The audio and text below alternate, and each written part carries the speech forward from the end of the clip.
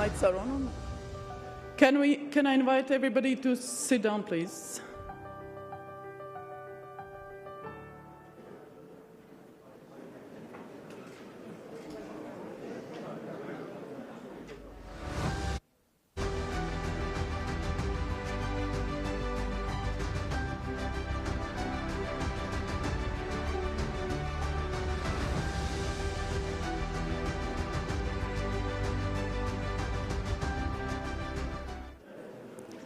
Good afternoon. Buenos dias.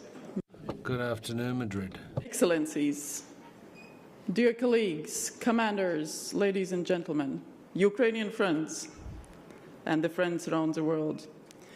Many thanks for joining us today and joining us tomorrow, hopefully, at the only public part of this historical NATO summit in Madrid. A big thank you to the Spanish government and to our 4 think tank partners for creating this public event where we can openly discuss and align our thinking not only about the today but about the tomorrow of our Euro-Atlantic space. Our leaders are meeting in Madrid at a pivotal time for our security. In 2010, NATO's strategic concept said that Euro-Atlantic area is at peace. Now, that is not the case. Russia's attack against Ukraine has shattered peace in Europe.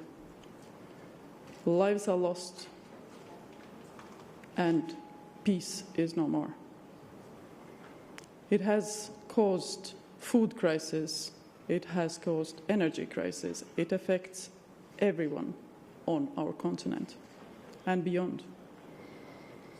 The rules-based international order is under threat. So we as NATO, as the alliance of 30 countries, have taken decisions that are within our remit. And our leaders tomorrow and the day after tomorrow will affirm the alliance as the only transatlantic platform of cooperation on security and defense, where we jointly make the decisions how to deter and defend if necessary, but also how to adapt for the future in this more dangerous world. The heads of state and government will agree to strengthen deterrence and defense of the alliance and will affirm their support for Ukraine for the long term. They will agree the 2022 strategic concept, which will be the basis for the alliance's strategy in the years to come. Allies will boost cooperation with partners, enhance resilience, and sharpen NATO's technological edge, all underpinned by the necessary investments and by resourcing the alliance properly. In this critical juncture for our defense and security, and looking ahead at the long-term challenges, we have created this high-level dialogue today, this segment where we will look what the alliance and leaders and partners can do for the future generations, how the climate change affects us, and what decisions are taken. The Secretary General and His Majesty, the King of Spain, Felipe VI, will speak about it, and we will have a ministerial roundtable following it. Well, tomorrow we will look at all the other issues on the Alliance's agenda. Once again, I would like to thank our 4 think tank partners, the Royal Elcano Institute, the Atlantic Council, the German Marshall Fund, and the Munich Security Conference for the excellent cooperation. And I'm very welcome to see the best experts, top minds, because we need to align not only our leaders' thinking, but we also need to get your views, to know what our experts and publics are thinking and what contributions they have. With this, I would like to conclude this introductory part and give the floor to the President of the Royal Elcano Institute, José Juan Ruiz Gómez. Sir, you have the floor.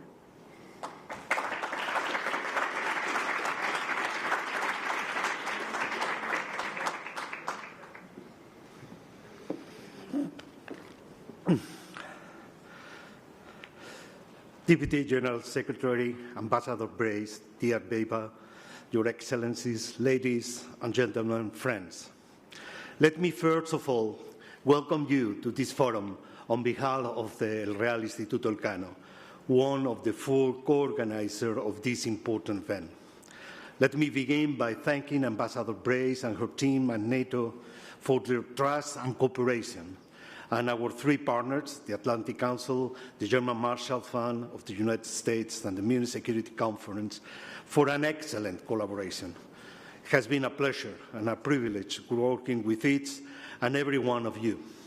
And let me, of course, thank all our speakers, moderators, and participants for your commitment, and to thank Elcano's team for the tireless effort during these months. We have an exciting program ahead of us. Over the next 1.5 days, key decision makers, experts, and representatives from civil society will gather to discuss freely the key challenges and opportunities that lie ahead for us in our alliance. And I emphasize freely. This is what brings us together as an alliance. Our commitment to freedom and democracy, our shared values and principles, which are currently under assault as we all witness the unprovoked and illegal war that is being waged by Russia against Ukraine. Our thoughts are, of course, with that brave country, with their people and leaders. I am sure all of you have heard countless times by now that NATO summit in Madrid is a historic one, and it is. First and foremost, it is a historic summit because it takes place under the shadow of war in Europe. But it is also a historic summit because it will lead to the adoption of a new strategic concept, and not just any strategic concept, a strategic concept that aims to adapt our alliance for a world dominated by the return of strategic competition. As our leaders meet here in Madrid to discuss how to navigate an increasingly challenging and complex world, it is our duty to continue to test new ideas and exchange perspectives on how to tackle the many challenges our alliance faces. Hence the importance of initiatives like this forum, and the importance of free and dynamic civil societies. That is our edge, and we must cherish it.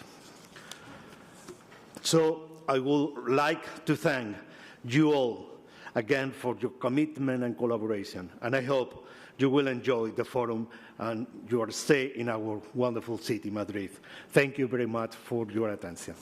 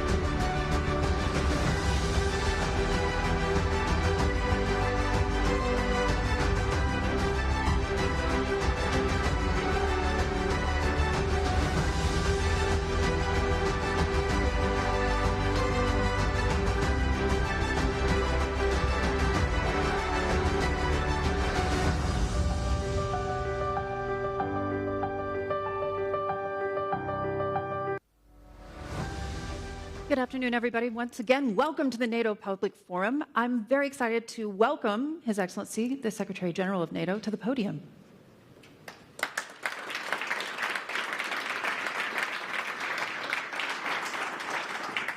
Thank you so much, Hadley, and Your Excellencies, ladies and gentlemen. It's really great to see you all, and it's great to be here today, just before we start the NATO summit.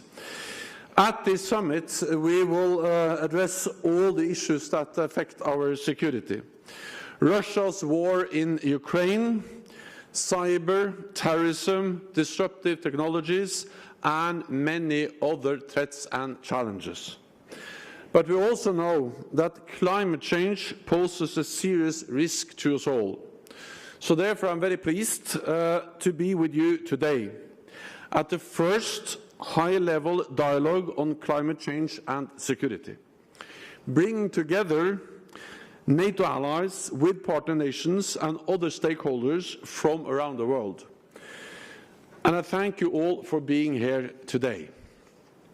From the high north to the Sahel, climate change is a crisis multiplier.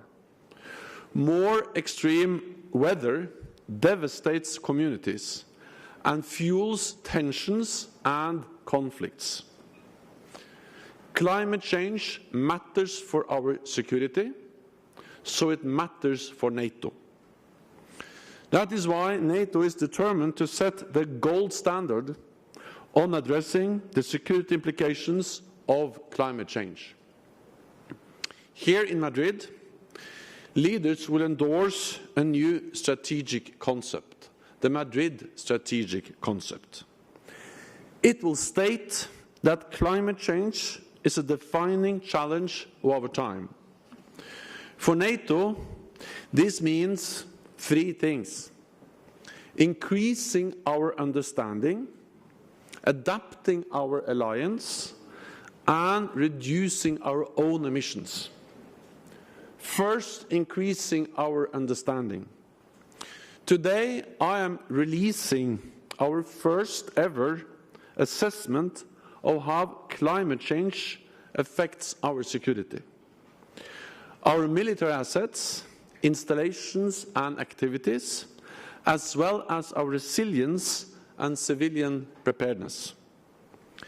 Climate change deeply affects the environment in which our women and men operate.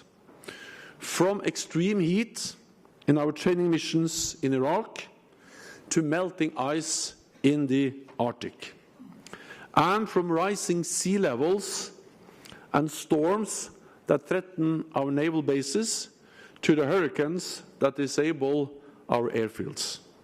The list is long. There are many ways climate change affects our security. So second, we must adapt, providing our armed forces with the equipment they need to operate in extreme heat and extreme cold. Training them to assist in disaster relief, reinforcing our coastal facilities against rising water levels, and addressing the security implications of more economic and military activity in the high north. We have identified the initial steps in our adaptation. We now take account of climate change when planning our operations and our missions, and when developing new capabilities. This way, we make sure we remain effective in increasingly harsh environments. And third, we must reduce the impact of our military activities on the climate. We cannot compromise our military effectiveness. NATO is about preserving peace through a credible deterrence and defense. Nothing is more important. If we fail to preserve peace, we will also fail to fight climate change. At the same time, we also have a responsibility to reduce emissions.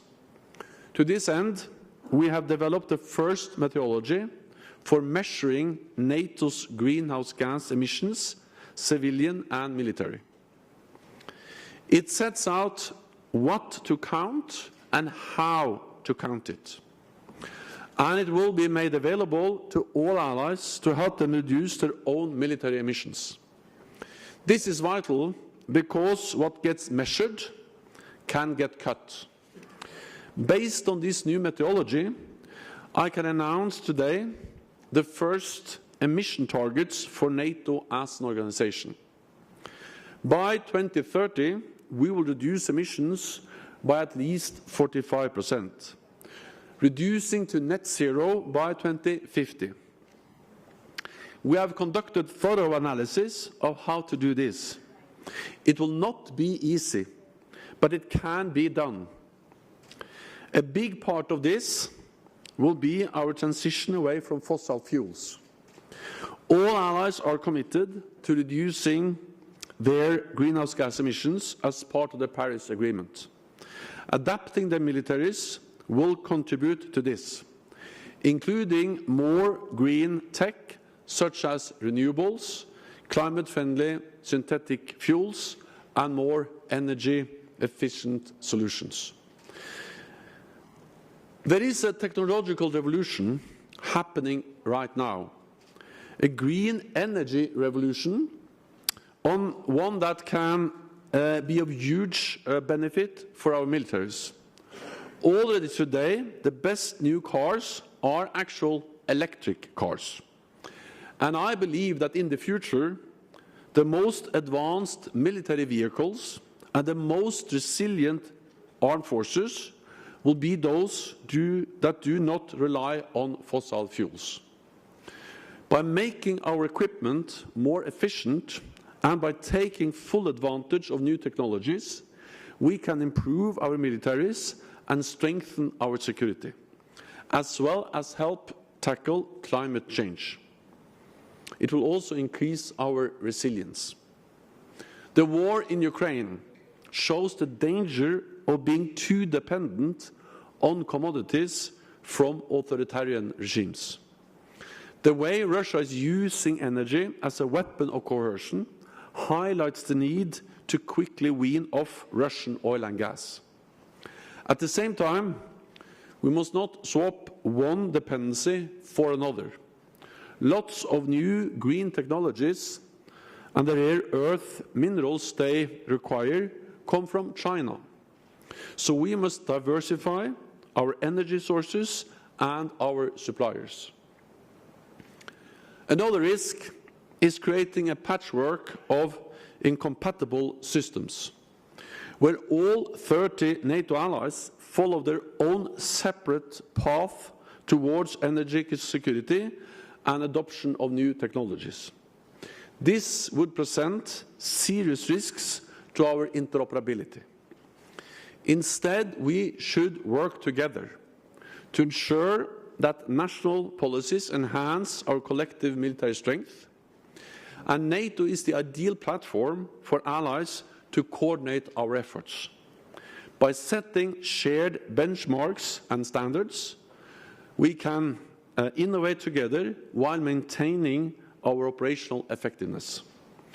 So therefore, I will ask NATO civilian and military authorities to develop a new energy transition by design initiative and present it at the next high-level dialogue meeting next year.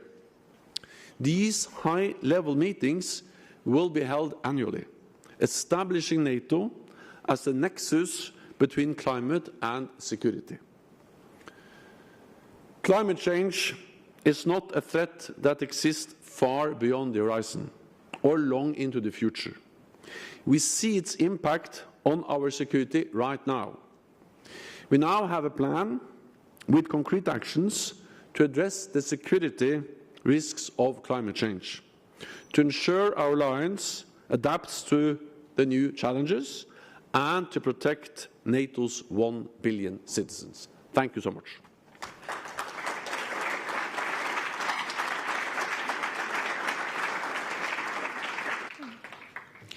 Secretary General, once again, welcome, and thank you so much for those remarks. It's fantastic to be here with you all today. My name is Hadley Gamble. I am the senior correspondent for CNBC News, covering politics and energy markets and how often they come together. Secretary General, in those remarks, essentially you were saying that energy security equals national security. It's a conversation that we've been having again and again, the two of us, for a long time now, even prior to the invasion of Ukraine. You mentioned that working together between NATO allies is essential in terms of tackling climate change and in terms of coordinating efforts. I want to float something with you. Over the last several days, we've heard the idea of an oil cap floated amongst G7 members, what that might look like. When you think about that a little bit more broadly, could NATO lead that conversation? Because essentially you've got to negotiate with the rest of the world here. And a lot of the rest of the world blames the West and blames NATO for inflation, high energy prices, and the idea that we could at some point in the near future be talking about a food scarcity problem that could eventually lead to famine. So in terms of that oil cap, how do you think that that's actually going to get done, and will NATO lead the way? So first of all, I think that you now mentioned many challenges, and we have to understand that all of those challenges are related to the war in Ukraine, which is a brutal war of aggression by President Putin against the independent sovereign nation in Europe. The reason for the consequences which impact global energy markets, global food markets, the responsibility for that is President Putin. I mean, you have to understand that it's not the easiest way to end all these problems is just to end the war and for President Putin to withdraw his forces and end attacking a sovereign independent nation. Then I think we also have to remember that the reason why we have the challenges with, for instance, food prices and the problems of getting grain out to Ukraine is not because of our economic sanctions. There are no sanctions from NATO allies against exports of grain. So the reason why it's hard to get grain out of Ukraine, food out of Ukraine, is the war, is the Russian blockade. Then I, of course, recognize that our economic sanctions, for instance, on parts of Russian industry, on the financial sectors, also have global ramification, also for the energy markets. And therefore Europeans, NATO allies, the United States partners, they pay a price. There is no way to deny that. But that price is much lower than the price we'll pay if Putin gets his way by using military force against an independent nation. It's about the price we have to pay for freedom, for upholding a rules-based international order, and ensure that the lesson President Putin learns from this war is that he will be rewarded by using this kind of brutal military force. So I'm not in a way suggesting that there is zero consequences for us economically as a NATO allies and partners by the sanctions we are imposing on Russia. But I'm saying that the most severe are direct consequences of the war itself, grain, and second, that the fact that we are paying a price is actually a price is worth paying to support the brave Ukrainian people in upholding the right for self-defense. Then on that specific issue of oil cap, well, the message from this high-level meeting and also in the assessment I delivered today was to look at the direct link between military activities, climate change and our security. And therefore NATO will not be the forum to address something which is more directly related to the economic consequences of higher oil prices. So I would leave it to and I think it's also good that the G7 and all the allies are engaging in those issues. We will focus on climate change and of course all the other core tasks of NATO, but the discussions on how to, what should I say, deal with the high energy prices, I think there are other platforms that are more suited for that than NATO. Secretary General, just as a follow-on to that, you mentioned in your comments authoritarian regimes. Were you referring to China, Russia, and perhaps OPEC members like Saudi Arabia and the UAE? So I referred to the fact that I have always believed in free trade. I still believe in free trade. I think that free trade actually fuels prosperity, growth. It's good for our economies, and division of labor has been key for economic development over centuries. At the same time, I think we need to realize that too heavy dependence on some specific commodities can create vulnerabilities for our free and open societies. And therefore, it's not as if free trade always promotes freedom. Actually, sometimes we have to be careful. And one example is too heavy dependence on gas from Russia.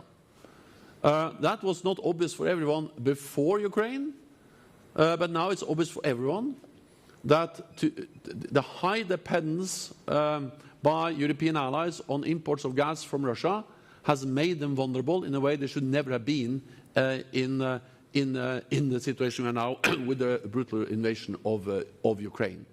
Second, I also believe that, of course, we should trade with China. China is the biggest, soon the biggest economy in the world.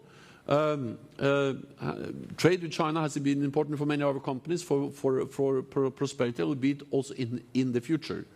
But we have to be aware of the same risks of too heavy dependence, for instance, on some rare earth minerals, which are key for many different technologies, including green technologies. We have to be aware of the risk of China controlling critical infrastructure. Not so many years ago, 2-3 years ago, it was a big discussion whether we should be concerned about Chinese control of 5G networks. Now I think everyone realizes that that is something that matters for our security.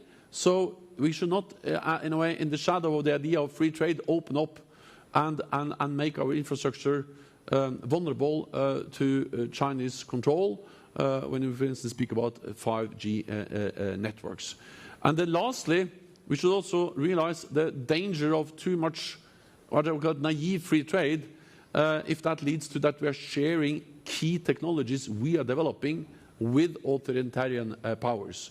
So I'm not against trading with authoritarian countries. That will be the case, has been and will be the case in the future. But we need to be aware of the risks, the vulnerabilities, and therefore the work we now do in NATO to improve resilience, to increase awareness of these issues, and then in dialogue with allies in different ways, also ensure that we continue to be in favor of free trade, but we also have to have some limits and some guidelines on how to not create new vulnerabilities, as we have seen, for instance, with too high dependence on imports of Russian gas. Secretary General, when you think about this within the context of the current situation with regards to climate change and the energy transition, I just want to read you a couple of comments that we've heard in recent days, as quoted to CNBC. The CEO of Exxon discussing the current energy situation and saying that society is going to pay a very high price if governments and industries abandon fossil fuels too soon. The CEO of BP essentially saying that the world needs to back those who deliver the energy that the world needs today as well as tomorrow. When you think about that within the context of where we are now, there is deep concern that consumers across the West and elsewhere are going to basically face a cost of living crisis in the coming months as a direct result of the situation that we're seeing today in Ukraine. What is your message to the oil and gas community at this point? Are you willing, as NATO allies, to work with them through this transition? Should we be investing more money now, and not just renewables, but also fossil fuels today? So first of all, many NATO allies are, of course, working very closely with the industry, also the energy industry, and also those parts of the energy industry that are investing in fossil fuels. And what we see is that many of these companies, they're actually now also key in the transition away from fossil fuels. So I think a lot of the technology, the capital, the competence these companies have will be key for the transition away from fossil fuel. So demonizing them isn't the way forward? No, that's never the answer. But because the issue is that the question is not whether we have to move away from fossil fuels. There's no way we can achieve the goals we have set to reduce emissions of greenhouse gases, either by moving away from fossil fuels and or by developing technologies for carbon capture. And I think we have to do both. Then, of course, the high prices we see now, they are a big problem for ordinary households throughout the world. And again, poor people are more vulnerable than rich people because they are more able to pay for higher energy prices. Those who don't have so much, for them this is really, really a serious problem. I think the answer is to increase supply. And of course, what we have seen is that the high prices on oil and gas and also the cut in supply has to some extent led to that some countries are moving back to coal. That is bad for the climate, but of course it reflects the desperate situation they are in. Hopefully, and I think that also will happen and is happening, and that is that increased prices on oil and gas will also then incentivize investments in also more energy efficient solutions, because you can reduce emissions just by finding more energy efficient solutions, even though you continue to use different types of fossil fuels, by investing in new types of energy, everything from biofuels to clean scientific fuels to also hydrogen and other green and clean energy sources. And then I am a man that believes in the idea of carbon capture. We have seen several big projects, and I think that with increasing carbon prices and increasing awareness of the need to reduce carbon emissions, there will be big carbon capture projects that will help us to provide both energy and reduce emissions at the same time. You mentioned the backlash there. It's something that the UN Secretary General has also talked about, the risk of backlash because of the higher living costs. Essentially, power prices could take 3 to 5 years to fall back to lower levels, according to the CEO of Germany's largest power producer. There's a lot of speculation at this point about at a time in the near future, potentially as we move into the winter months, that you're going to lose the support of the public. What is NATO's strategy to ensure that that doesn't happen? To convey how important this fight is, and to convey how important it is that we support Ukraine. Of course, there's no way to deny that we pay a price, as I said. But you have to remember that by far the highest price is paid by the Ukrainian people and the Ukrainian armed forces. They're actually fighting every day. We see casualties, we see attacks on cities, on civilian infrastructure, on hospitals, on schools. So of course, I recognize that also people in NATO allied countries and partners see the consequences of the war because of higher energy prices, and I share those concerns, and as political leaders throughout the alliance, they are addressing that in different ways. But that's a very different situation than the situation people experiences in Ukraine, where they actually are killed and where we see atrocities and where people are afraid of their lives. So we have to put things in perspective. Second, and this is about a kind of moral and political obligation to Ukraine. But second, it is in our interest to support Ukraine. We support Ukraine partly because they are a close partner. We have worked with them for many years. But also because it will be our world, the world of NATO allies, will be more insecure if Putin wins this war. So it's in our security interest to make sure that Ukraine prevails as a sovereign, independent nation, and therefore we need to provide support as long as it takes, and the option has a much higher price than to pay price now to ensure that Ukraine prevails. Secretary General, walk us through how this looks from a hardware perspective. Are we going to see electric F-35s? I mean, where are we today in those types of prototypes? Also, I'm very careful predicting exactly what kind of electric vehicles or whatever. It may be not electric, it may be hydrogen, there may be fuel cells. There are different types of energy solutions. I will not be specific exactly on what will be the winning technology. What we see now, at least when it comes to vehicles, cars, is that electric is really on the offensive. It may be other technologies for more heavy vehicles, for instance, hydrogen. The experts have different views. I think the most important we can do is to support research, development, and price emissions. Because if we support the development of new technologies, if we put the price on carbon emission, it will become profitable to develop clean technologies. And then actually we'll leave to the industry to innovate and to find out exactly what is the best solution to the specific task, either to move big battleships or to move small cars or whatever that is. That's not for politicians, but that's for the industry to decide and then offer those solutions to the military. What I'm absolutely certain about is that if there is a technological revolution taking place in the civilian sector, which is now the case, with less and less dependence on fossil fuels and more new green technologies for all energy solutions in the civilian sector, from electric cars to carbon capture to fuel cells to hydrogen in the civilian sector, it will not be good for the military if we end up as the only fossil fuel sector left in the world some decades from now. That will weaken our military capabilities. So if we want to maintain the technological edge and have the best cars, the best planes, the best technologies, then we need to be green, not only because we care about climate change, but because we care about having the best technologies in our armed forces.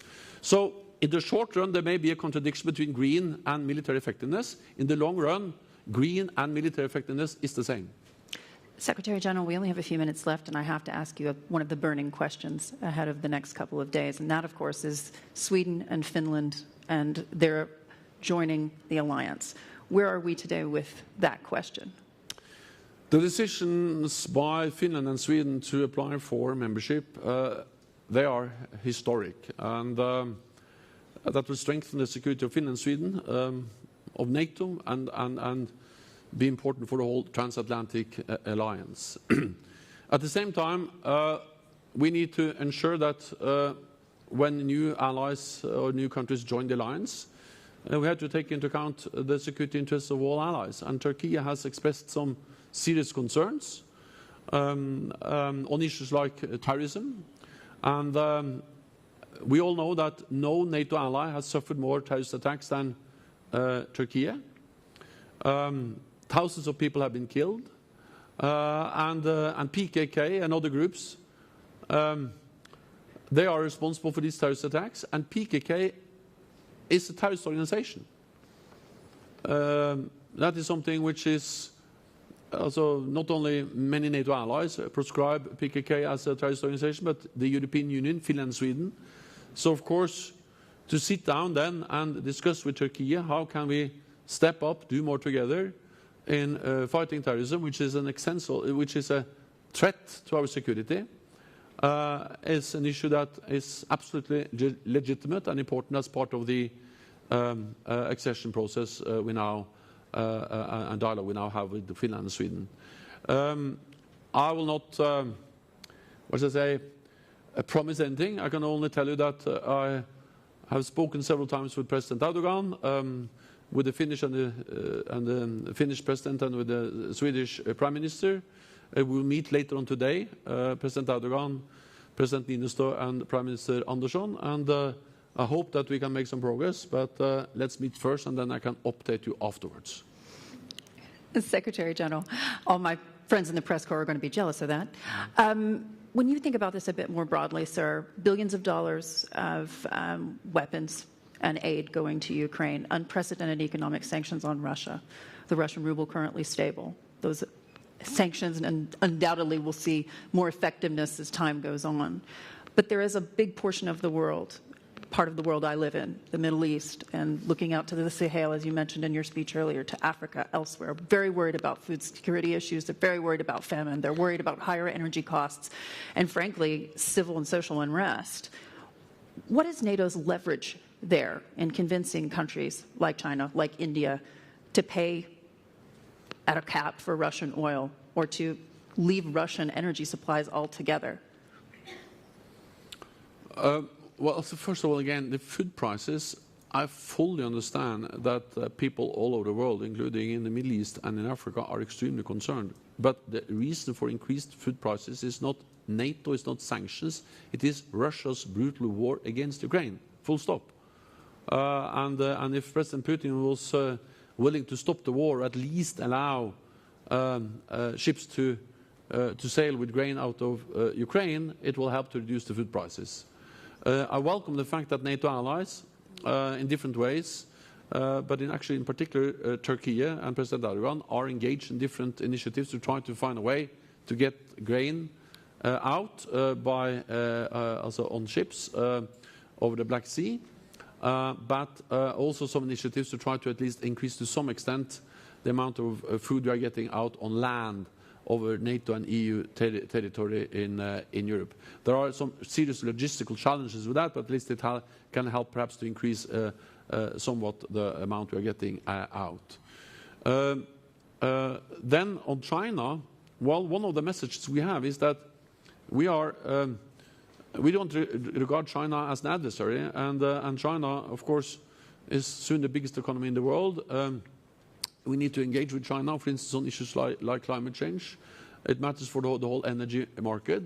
But we are disappointed by the fact that China has not been able to condemn the Russian invasion of Ukraine, that China is spreading many of the false narratives about NATO, the West, and also that China and Russia are more close now than have ever been before.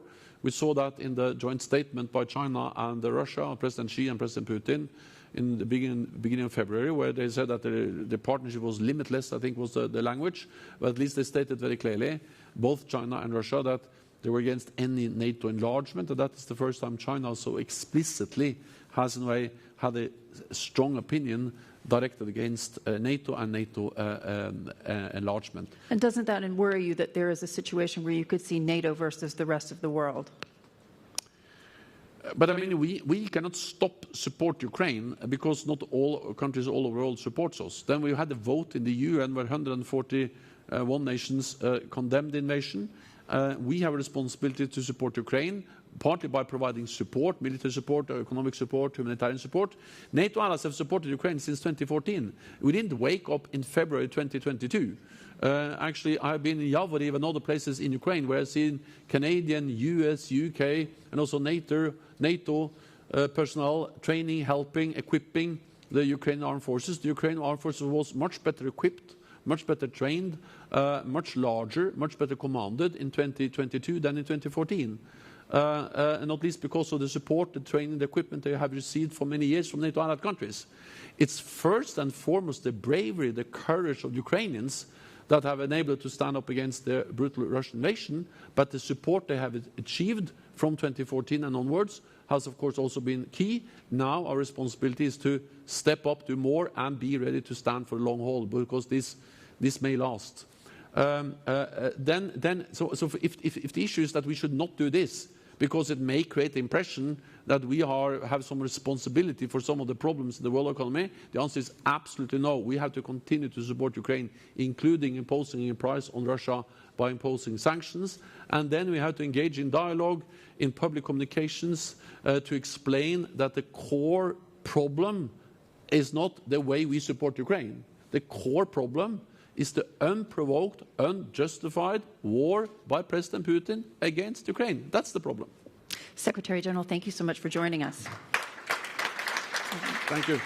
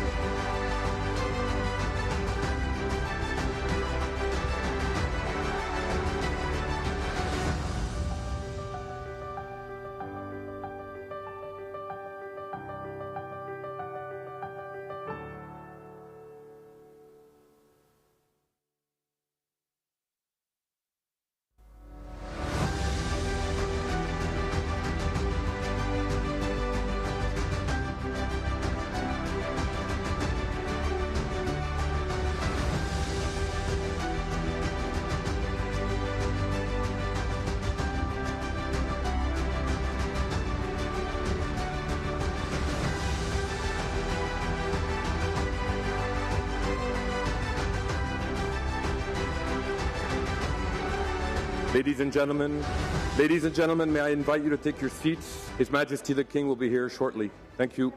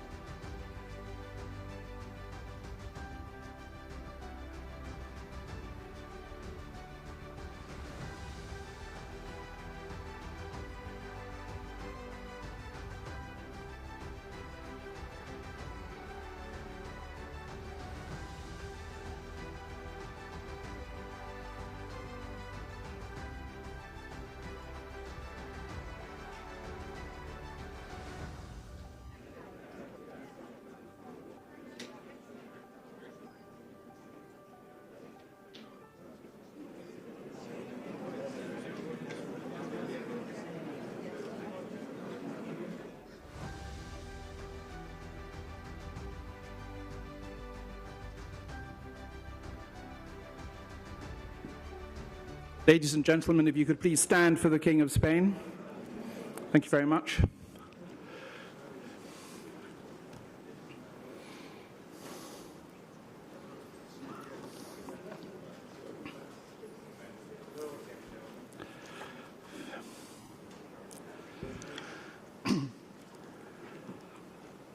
Please be seated.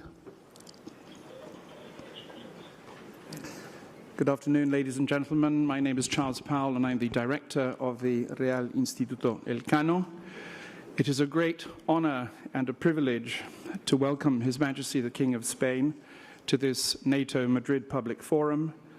And on behalf of the institutions which have made this event possible, NATO Public Diplomacy Division, Atlantic Council, the German Marshall Fund of the United States, the Munich Security Conference, and of course our very own Elcano Royal Institute, I would like to thank His Majesty for having found the time to join us this afternoon. Some of you may know that His Majesty the King is also the honorary president of the Elcano Royal Institute, and I would simply like to take this opportunity to welcome him and to thank him publicly for the support and the interest he has always shown in our activities. And finally, let me mention the fact that a couple of weeks ago, he commemorated the 8th anniversary of his coming to the throne as King of Spain. So congratulations, Your Majesty, and thank you very much for being with us. The floor is yours.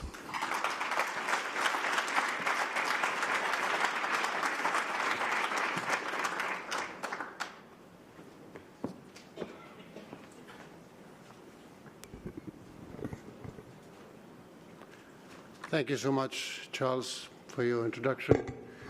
Hardly have time to get a warm-up and understand the sessions are going well and interesting and intense as we all hope for. I would like to greet Secretary of State of Foreign Affairs of the Spanish government, Vice Secretary General of NATO, Deputy General Secretary, Secretaria General Adjunta de la División de Diplomacia Pública y Presidente, Chairman of the Elcano Royal Institute, and all of you, ladies and gentlemen, good afternoon. It is a distinct pleasure and an honor to welcome you all to this NATO Public Forum, even if I jump in between sessions. Spain and Madrid are really proud and fortunate to host such an important NATO summit. And I'm especially glad this side event is taking place aimed at engaging civil society into better understanding both the importance of the moment and the substance and consequences of the summit and of the broader gathering with important non-NATO nations. Let me start by thanking the institutions that have worked so hard to make this event possible. NATO's Public Diplomacy Department, the Munich Security Conference, the German Marshall Fund of the US, the Atlantic Council, and of course the Elcano Royal Institute, of which, as you heard, I am proud to be honorary president. Today, as Europe strives for political stability, economic prosperity, and social well-being, it faces the threat of an increasingly unstable neighborhood, both in the east and to the south, and the complex challenge of a chronically unpredictable world. The war in Ukraine is contesting many of the assumptions and beliefs that have prevailed in Europe and in the West for over 3 decades. The Madrid summit and this forum provides us with an opportunity to reflect upon the future of our alliance in what seems to be a turning point in history. And let me also appreciate and acknowledge the presence of the Major of Kiev and his brother here with us. It was, for me, a very pleasant surprise, and I had the opportunity to meet with them briefly and express them what it means for you to be here with us, and to, of course, reiterate our support and our deep thoughts and friendship with your nation, with your people. A mere 20 years ago, we congratulated ourselves for the fact that Europe had never been so secure, so prosperous, or free. Since then, however, many of our post-Cold War assumptions or predictions seem to have evaporated, and many of our hopes have been, for the time, been shoved into the domain of somewhat utopian ideals. The long-standing global struggle between tyranny and democracy is as relevant as ever. Great power competition is everywhere. War goes on. All of which should serve to remind us of the relevance and critical need to preserve the Atlantic Alliance, a family of nations which Spain joined almost exactly 40 years ago. This context underscores the importance of NATO as an alliance that offers credible deterrence against any security threats to its members in Europe and North America, from whatever they may arise, or wherever they may arise. It also underlines the importance of military force more generally, and of NATO as a vehicle for military and technological innovation, which remains a core foundation of our security. Finally, this difficult context also reminds us of NATO's relevance as a political community, the best expression of transatlantic unity. More than ever, the alliance is proving to its value as a beacon of freedom for all our like-minded friends and partners beyond Europe and North America. For as much as NATO is essentially a Euro-Atlantic organization, its values, our values, are by no means exclusive, since they are more widely shared and have a strong universal appeal. Unity and freedom are valuable strategic assets in a world defined by the return of that great power competition and renewed struggle I mentioned between democracy and autocracy, trends that are clearly not confined to the Euro-Atlantic space. The Euro-Atlantic region will remain uppermost amongst NATO's concerns. However, the focus of global economic growth, military competition, and technological rivalry is shifting towards the Indo-Pacific region. Inevitably, developments in and around Europe will probably be increasingly shaped by exogenous forces. This means that we cannot turn our backs on broader geostrategic developments. If anything, the war in Ukraine has taught us how important it is to muster global support in defense of a rules-based order in Europe and the world. We have reason to feel confident that the transatlantic relationship is stronger than ever, and that Europe has remained united in the face of Russia's intolerable aggression. However, garnering support beyond the Euro-Atlantic is proving considerably difficult. This will remain a core challenge for the Atlantic community in the years and decades to come, especially as strategic competitors continue to question the institutional and normative fabric that underpins the open international order that we hold so dear to us.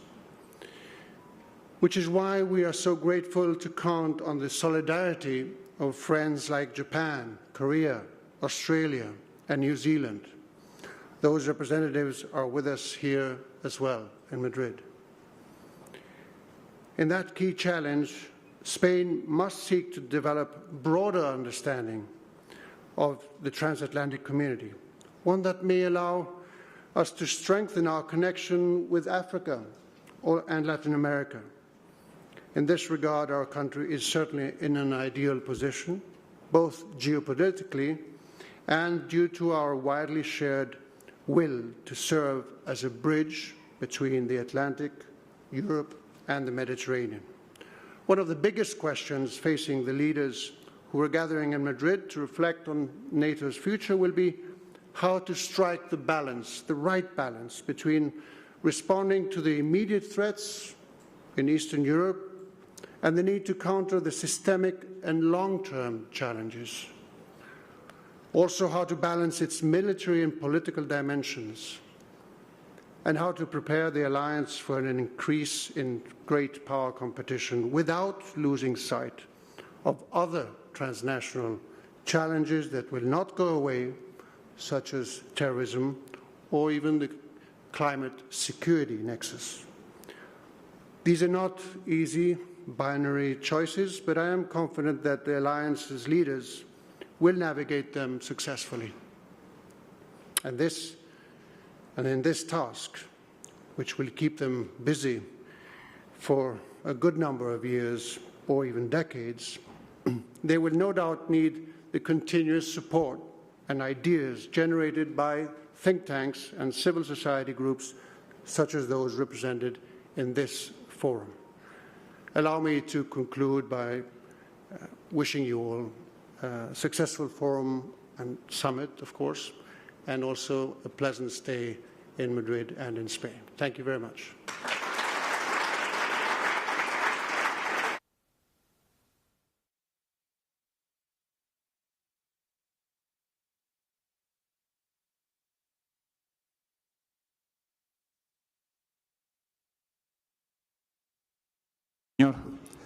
Thank you very much, Your Majesty. I would like now to call upon the Deputy Secretary-General of NATO, Dr. Mircea Geoană, who, as you all know, has had a very distinguished career both in his home country, Romania, as Romanian Ambassador to the United States and Foreign Minister, and also within NATO. Secretary-General, the floor is yours. Deputy Secretary-General, thank you.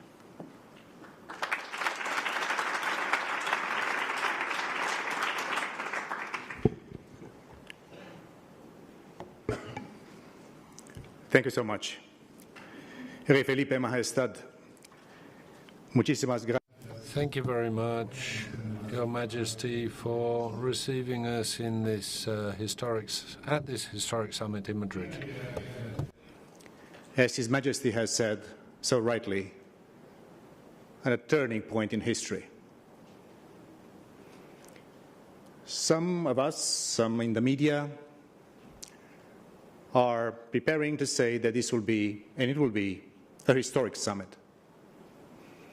Secretary General Stoltenberg and us, we also say it will be a transformative summit, which is also true.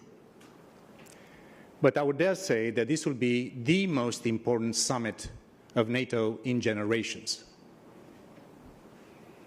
Generations that never believed, after the atrocities of the First and Second World War, that war is still possible on our continent. It shattered, as His Majesty rightly said, the fabric, the assumptions, the hypothesis in which our societies, our security, our economies were built. This is what NATO does. We have in our DNA a gene of permanent adaptation to changing circumstances. This is what our leaders will do in Madrid. Many of you already comment on the outcomes of the summit. This is not what I will do today. And also because we have here so many dear friends from the closest of the think tanks we've been working with for many years, let me thank you and Baiba and your team for this. I will try to tell you a little bit more of what I believe is the underlying, more transformative assumptions of our decisions in these few days in beautiful Madrid. We all say that we are witnessing an unprecedented unity of the democratic world against this barbarian, atrocious, unprovoked, and illogical war that Russia has waged against innocent Ukraine. This is true. We've never seen so much unity amongst our ranks. And we are here for the long haul. We are here with Ukraine for the long haul. But something I believe is even more important than the political unity of the West is the regalvanization of our democratic society. In every single train station in Europe and North America and elsewhere, you see volunteers with a Ukrainian flag and fundraising money for a charity to help their brothers and sisters in Ukraine. We've done a lot for Ukraine. Since 2014, we are doing things for Ukraine. We'll continue to do things for Ukraine, even here at the summit. But also the private sector from our democratic world reacted without anyone telling them. And you see internet restored in Ukraine, broadband, after a cyber attack by Russia against a satellite that was providing telecommunications and internet to Ukraine. You see major tech companies helping us and helping Ukraine in fighting cyber.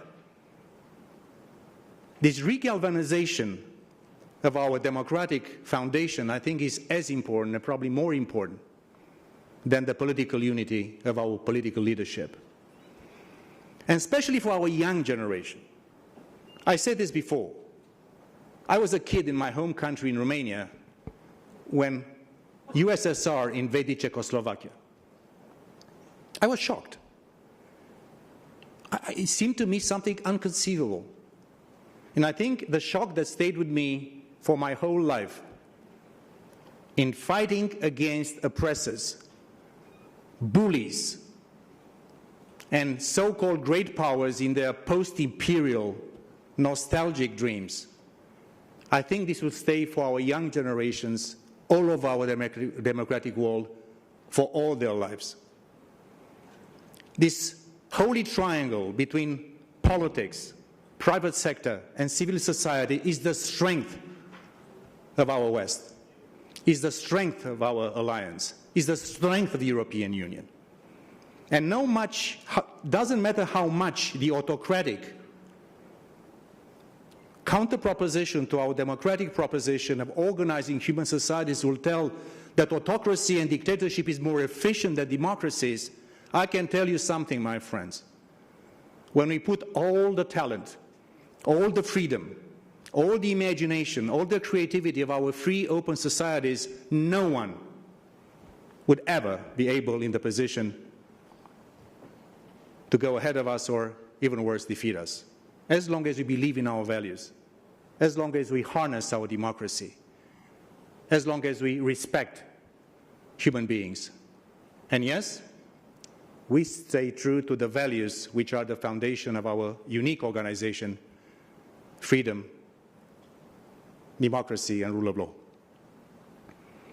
When Secretary General Stoltenberg visited with Pedro Sanchez, with the Prime Minister of the Kingdom of Spain, before the war, I would like to thank Ambassador Fernandez Palacios for his, sometimes you just cannot get rid of Miguel. It's something which just is so tenacious I thought I was tenacious, but Miguel is really even something more than that. Thank you, Miguel, for that. You'll have a Madrid strategic concept from NATO. Congratulations. That's very good. Now, let me tell you something that what the summit represents beyond the obvious decisions that our leaders will take. Strengthening posture on the eastern flank, continue to help Ukraine, and of course, hopefully, under the auspices of Jens Stoltenberg, eventually getting good news from our Scandinavian future new allies.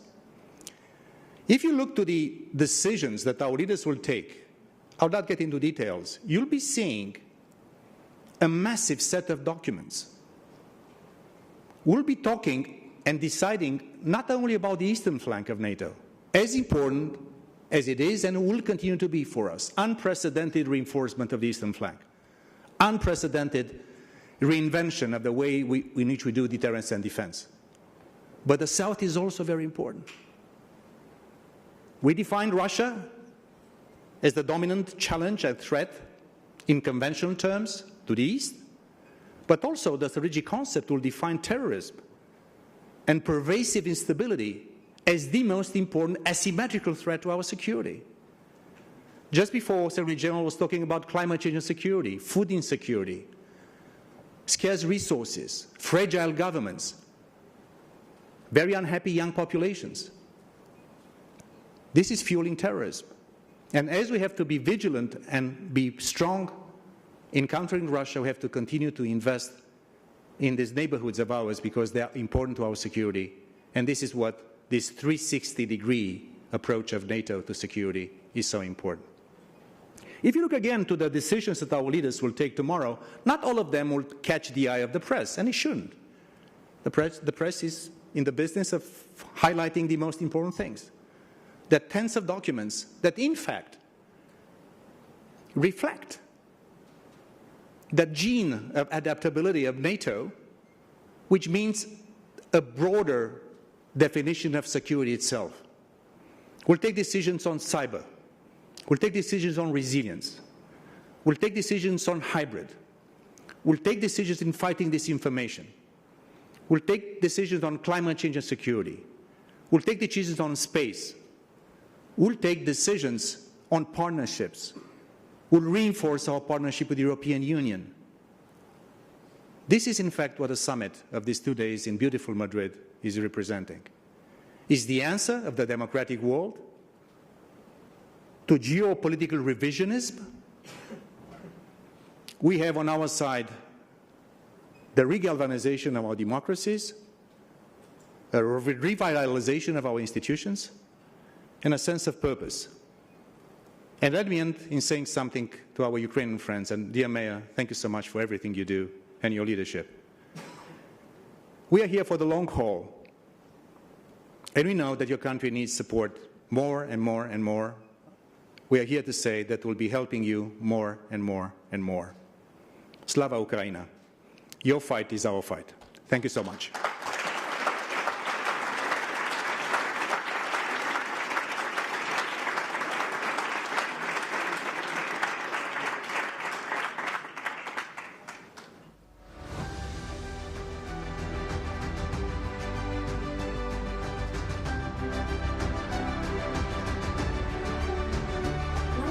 Challenges our very own perception of security. It is man-made, but can be attributed to a physical adversary. Yet, it impacts everything NATO does. It affects how we deploy our militaries and how they operate. It shapes interaction and competition between states, which is perhaps most evident in the Arctic. It also impacts where we do crisis management and how we do it in terms of assets needed. Extreme weather events can lead to drought or land degradation, and as people become more desperate for food and for water, there's a higher conflict and migration potential in NATO's neighborhood.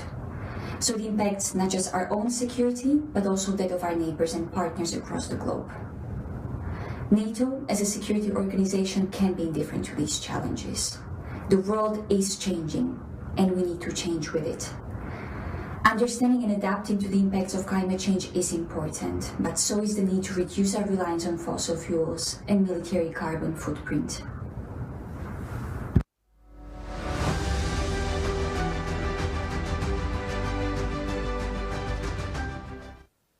Gentlemen, if you would please kindly stand to bid farewell to His Majesty the King of Spain. And we will now move on seamlessly in a few minutes to the next session. Thank you.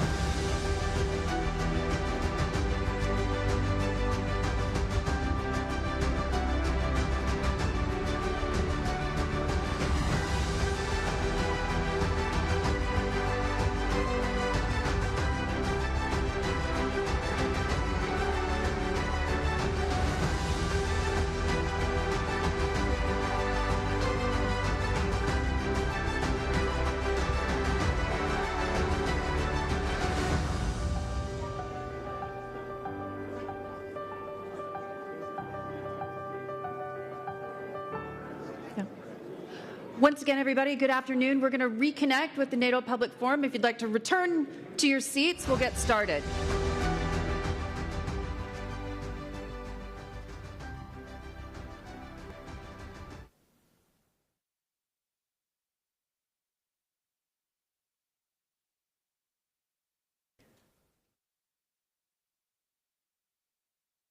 Ladies and gentlemen, we'd love to get started once again with the NATO Public Forum. We're going to be talking yet again about rising temperatures and rising tensions and how climate security, energy security, and national security are one. If you'd like to re-enter the hall and take your seats, we'll get started in just a moment.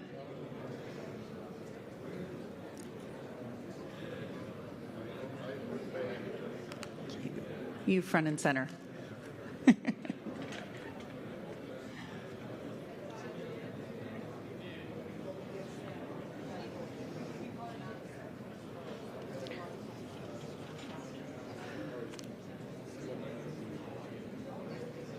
Once again, I want to welcome all of you to this high-level dialogue on climate and security. I'm Hadley Gamble, CNBC's senior international correspondent and anchor based in Abu Dhabi, covering geopolitics and energy and all of the above. It's fantastic to be back here at NATO with the Munich Security Conference, as well as the Atlantic Council and others, hosting what I think is a pivotal moment, frankly, for all of us that cover these issues and are interested in them, and certainly for the NATO alliance itself.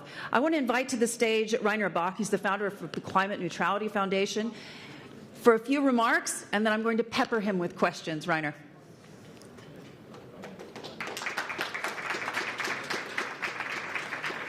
Thank you very much. Thank you very much, Hadley. Excellencies, ladies and gentlemen. I think there has been no time in history when the targets, the goals of climate policy, security policy, and energy security were so much matching. If we look at the problems in these three areas, they all have the same source. It is fossil fuels. It has been because of our excessive use of oil, coal, and gas that mankind has become a force of geological dimensions. We have changed the climate on the planet. And if we look at what happened over the last decades, this hunger for cheap energy, in this particular case of cheap pipeline gas from Russia,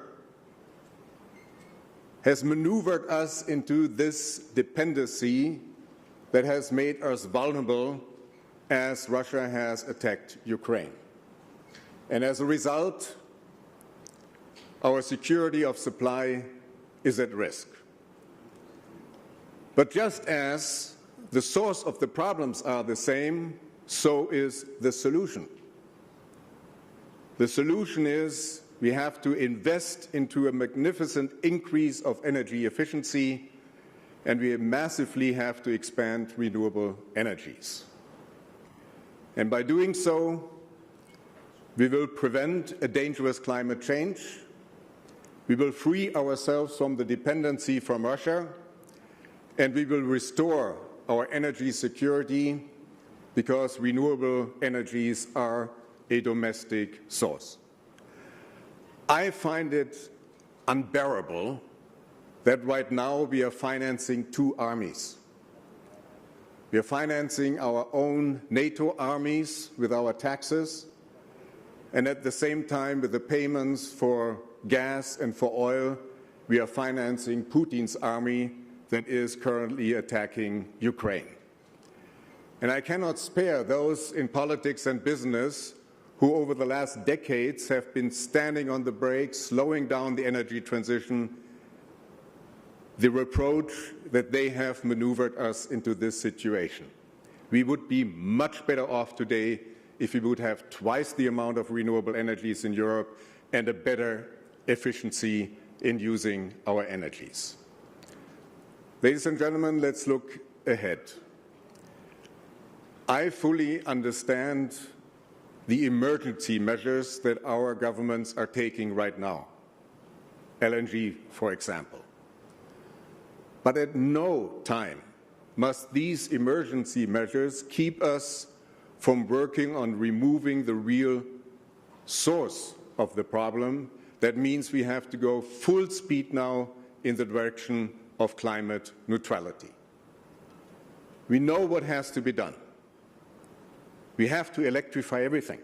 We have to electrify our transport sector, we have to electrify our housing sector, we have to electrify our industry production. And of course, this only makes sense if the power for this electrification comes from CO2-free renewable energies. The demand will increase significantly when we drive with electricity our cars, when we heat our houses with heat pumps, and when we reorganize our industrial processes so they can work with electricity instead of fossil fuels. There are some small areas where this electrification doesn't work. For example, steel production. There we need hydrogen. But hydrogen is also electrification. It's not direct, but it's indirect electrification, because green hydrogen you produce with green electricity via splitting water, H2O, in H2, that's hydrogen, and O, that is oxygen. So it is all about electrification with renewable energy sources. And we need this hydrogen for another purpose. We need it as a backup capacity for those times when the wind isn't blowing and the sun isn't shining. Then we're going to use hydrogen as a gas for gas generators instead of natural gas. So batteries are short-term storage, hydrogen is the long-term storage. On this path to climate neutrality, we will be witnessing an efficiency revolution. This will simply come about because we are not going to waste all that energy that we are wasting typically when we use fossil fuels, for example, in generators to produce electricity, or when we use diesel or gasoline in combustion engine cars or in furnaces to heat our houses. In all these processes, about 50% of the energy is wasted. With electrification, this waste belongs to the past. However, ladies and gentlemen, at least Europe is not going to become energy self-sufficient.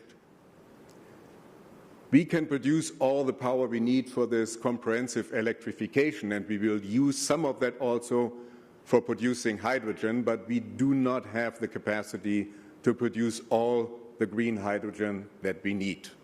And that's why we need to import in the future. And when I look at the disaster that we are experiencing right now with Russia, I just hope that we choose our partners carefully. And we should definitely apply one principle in our trade policy in the future that we have been using in our power sector actually for decades. It's called N-1. And in the power sector, it means that we design our power systems so that one big generator or one big power line can fail and the system remains stable. And I think we have to apply this very same principle now to our trade policy. It must be possible that one big exporter fails and we are not going to experience a domestic crisis, economic crisis at home. Ladies and gentlemen, before I conclude, I would like to address one issue that affects NATO armies directly. As far as I understand, the vast majority of the NATO members have national targets of climate neutrality. Some have the target 2050, others, like the country that I come from, Germany, 2045.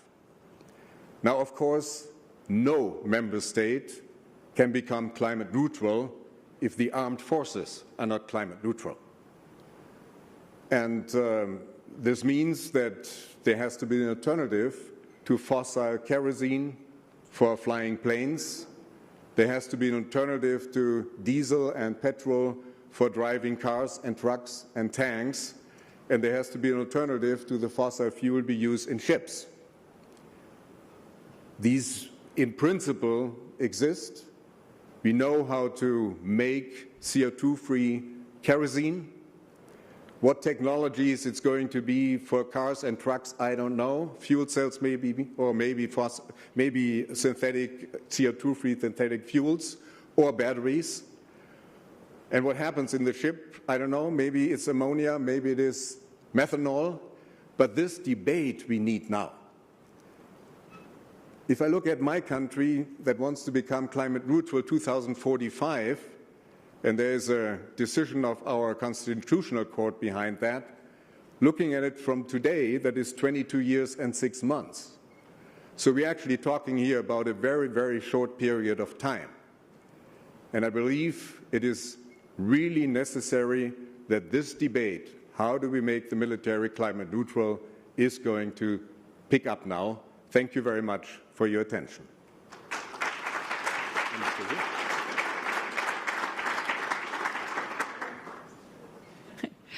Rainer, I'd love to ask you to expand a bit on terms of the partners that you were discussing, because when we talk about partners in energy security and national security, we have to choose wisely. That's part of the conversation we've been having, whether it be Russia or China or elsewhere. I want to ask you specifically about the 3 Seas region and Ukraine itself. How important do you believe Ukraine and the Eastern European countries can be towards energy security for broader Europe? Because I know there are a lot of conversations happening right now, billions of dollars being committed by Ukrainian companies to renewables in that area. What does that look like to you? Well, I think these countries have great potential, and hopefully they're going to be part of the EU single market in the future. So all the EU legislation, from climate targets, renewable targets, efficiency targets, will also apply to these new member states. And I think their potential is fantastic. But I would consider them internal market. What I meant was, who are we going to trade with in the other parts of the world? And I think there we should look very, very carefully. When I talk about that we are going to electrify everything on the pathway to climate neutrality. That means the power, the renewable power, we can produce and we should produce ourselves in Europe. We can do that. The hydrogen is the issue. And there are other parts of the world that have great solar and wind conditions. And there we should look carefully. Who are we going to partner with? And my suggestion is to look at democratically governed countries, like, for example, Namibia, like Uruguay, like Chile, and work with them, because democracies don't cause the problems that Russia has been causing lately. So that would be my suggestion. Work with these countries. They have great potential. Make them offers. And I think this is also very important that the industrialized countries include African and South American countries into this transition. When you think about that a bit more broadly, obviously I'm coming from a region of the world where some of the biggest oil producers are sitting. They have a lot of problems with the West's actions with Russia at this point. I'm talking specifically about the Kingdom of Saudi Arabia, the UAE, Kuwait, GCC oil producers. They're making incredible windfall profits from the energy costs that we're seeing today. And according to them, and according to their national strategies, they're plugging a lot of that money back into renewables. They're talking about hydrogen and elsewhere. Do you believe that those governments would pose a problem in terms of partnering with them for the future of European security? Because we're already talking to Qatar, obviously, to fill that gap of LNG. Yeah, we are talking with them in a situation where we don't really have many alternatives. I mean, why are they making these windfall profits? Because our economies rely so much on fossil fuels. And the moment we really are serious about transforming, this dependency will decrease. So I very much welcome, and I think it is a wise decision for the countries in the region where you live, to now take this extra revenue and invest in renewable energies, because that is going to be the future. Look, we are discussing in Europe right now a reform of our emission trading system. There's a cap on all the emissions of the power sector and all the industrial installations in Europe. And there's going to be a very sharp decline now in the future somewhere around 2045 is going to be zero. So there are no more emissions in our power, in our industrial sector, 2045. What that means for oil-producing countries, I don't have to explain to anybody. But there is a huge need, of course, for climate-friendly products like hydrogen, or you can make out of hydrogen methanol or ammonia. These are the products that will be used in the future. I don't think that this region, this particular region, is going to need much help from us. They have economic resources that are fantastic, but I'm thinking about other countries in Africa and Latin America, which I think we have a strong interest in really partnering with them and offering them also some special conditions. What about the United States? Because you and I were having a conversation offsite a little bit earlier about what could derail the transition, which countries, and I asked you about China specifically, if you were worried about China, and you said, actually, I'm more worried about the United States. Walk us through that. Well, we saw about 6 years ago what happened when a president was elected who thought that believing in climate change would be optional, and he dropped out of the Paris Protocol. Luckily, this was limited to 4 years, even though, as we are learning these days, there was the attempt to overthrow an elected new government. And I think we should all worry about how things are going to go in the United States in the future. It's the biggest economy, and it is the most important member of NATO, and we can just all only hope that it's going to have a stable government in the future that is standing behind NATO and that is standing behind the targets of climate change, the targets of battling climate change. As a son of a Saudi king once said to me, the energy market binds the world together. He was saying it in slightly a different context, but I'll apply it here. How do you believe energy can play a role when it comes to changing the minds or influencing the minds of countries that didn't necessarily support the UN resolution on Ukraine? Well, there are few countries that are important in other continents. Let's take South Africa, for example. I think it is worth all the effort to start real serious cooperation with South Africa. I just saw that President Ramaphosa had been invited to the summit in Germany. I think that is a good step. But at the end, of course, there have to be more than just talking relationships. There have to be economic benefit situations for both. And we talked before a little bit about, for example, synthetic kerosene for flying planes. South Africa has a chemical plant, Sasol, that is the biggest in Africa. What do they do there? They take coal, and out of coal they make synthetic fuels, for example, diesel and petrol, and also kerosene. Now, it is possible to do that in a green way, but for that there has to be transition away from coal to renewable energies and to hydrogen, and then they can produce synthetic green products like, for example, airplane fuel. And I think it is in the interest of Europe, of the United States, of the NATO members, and South Africa to cooperate on issues like that. And I think if these things bring us together and there's a better understanding, then hopefully at the next vote at the UN Council, South Africa might vote differently. Reiner, thank you so much for joining us.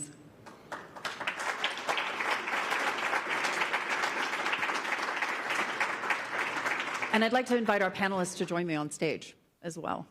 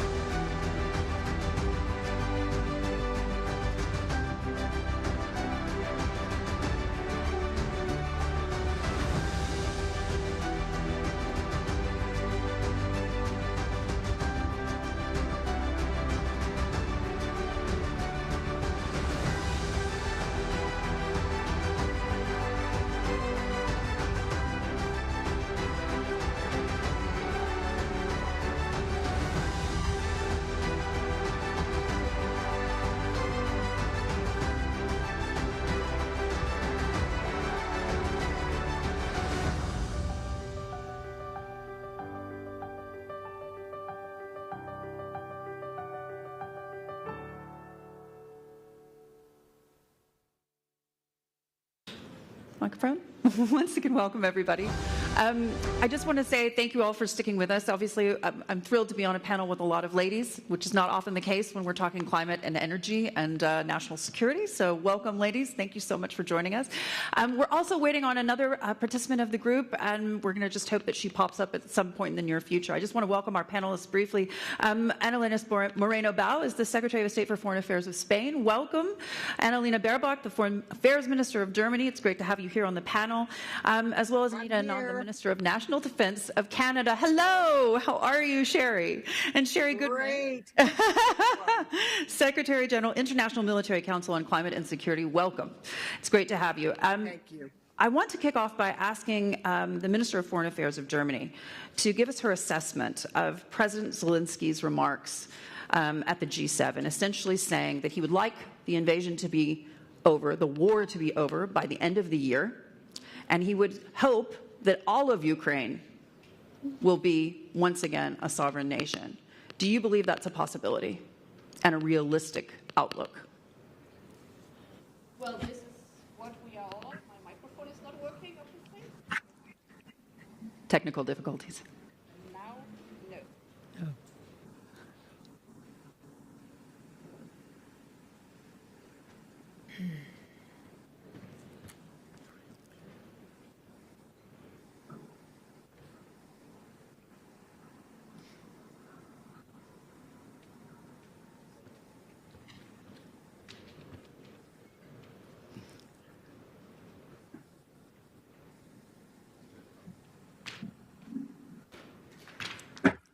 Once again, and with some feeling.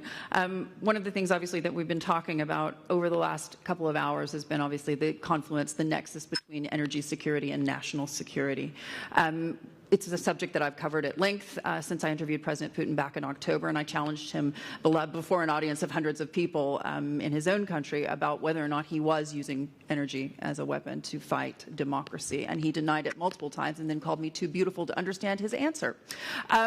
I'd like to pose now, once again, to the Foreign Minister. Still not having a microphone. Excellent. We're working on it. I think we're getting there. Anita, when you think about what happens next with regards to the energy situation, the Secretary General essentially saying to me earlier that he wanted to set new goals for NATO and change the course of the way we decarbonize armies, to carbonize militaries, but you also have to have buy-in from the civilians as well, the civilian sector, if you will. Mm-hmm. How difficult do you think that it's going to be to continue to sell the climate change agenda at a time when higher energy prices are frankly making it very, very difficult for normal everyday life? And I'm just talking about across the West, beyond the situation in Ukraine. It is an excellent point and a conundrum, but there is a way, there is a path forward here.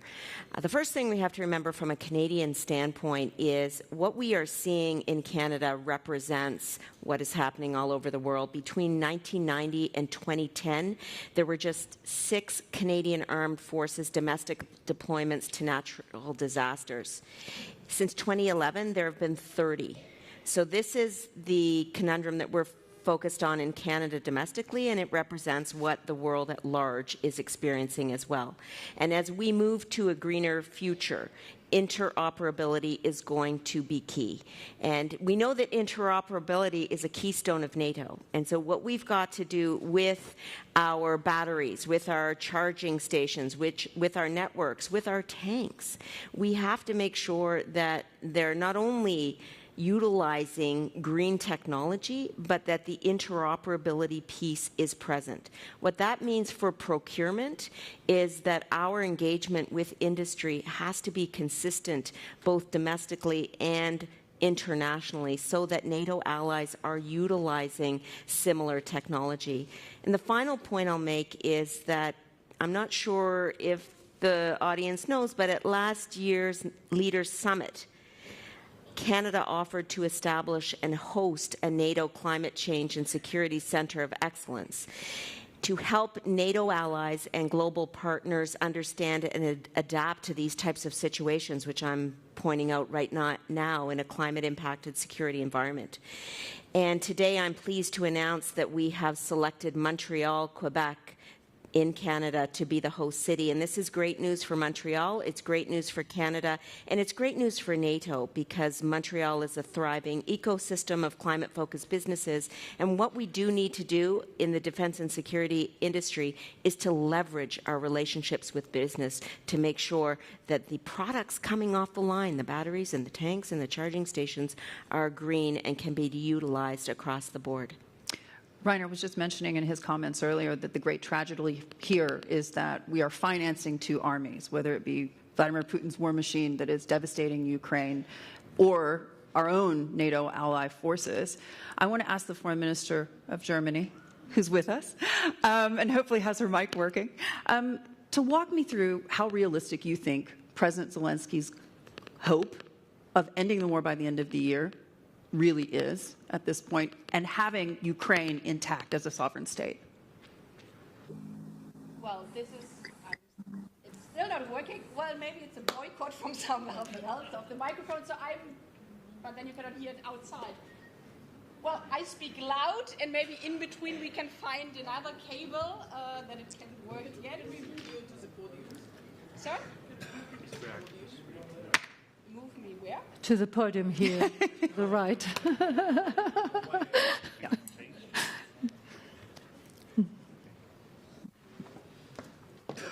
It's going to be standing room only.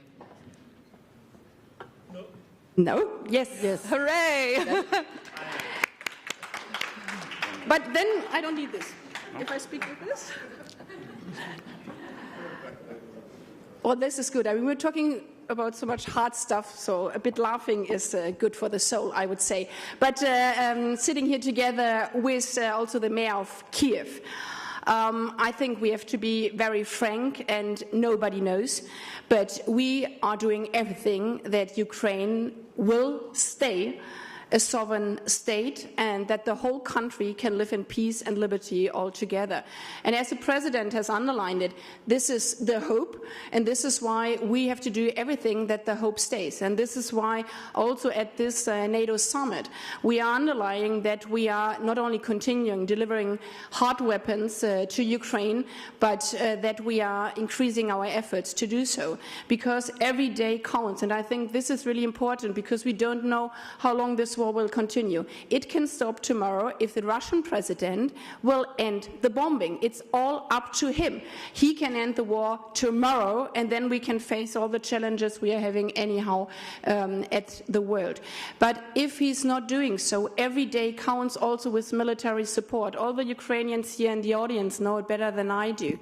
There are soldiers dying every day. There are civilians dying every day. So if we are increasing also weapons delivery, this helps saving lives also every day as this war is going on. And on the other hand, jumping to the topic we are having here, I think this is a big challenge, and this is also one of the strategies Putin is following, that we are forgetting about other crises, like the food war he's also launching, like the hybrid war on fake news, but also that we are forgetting about the climate crisis. And we see around the world, if we are forgetting about this crisis, other countries, other nations, other civilians will say, so why don't you care about us?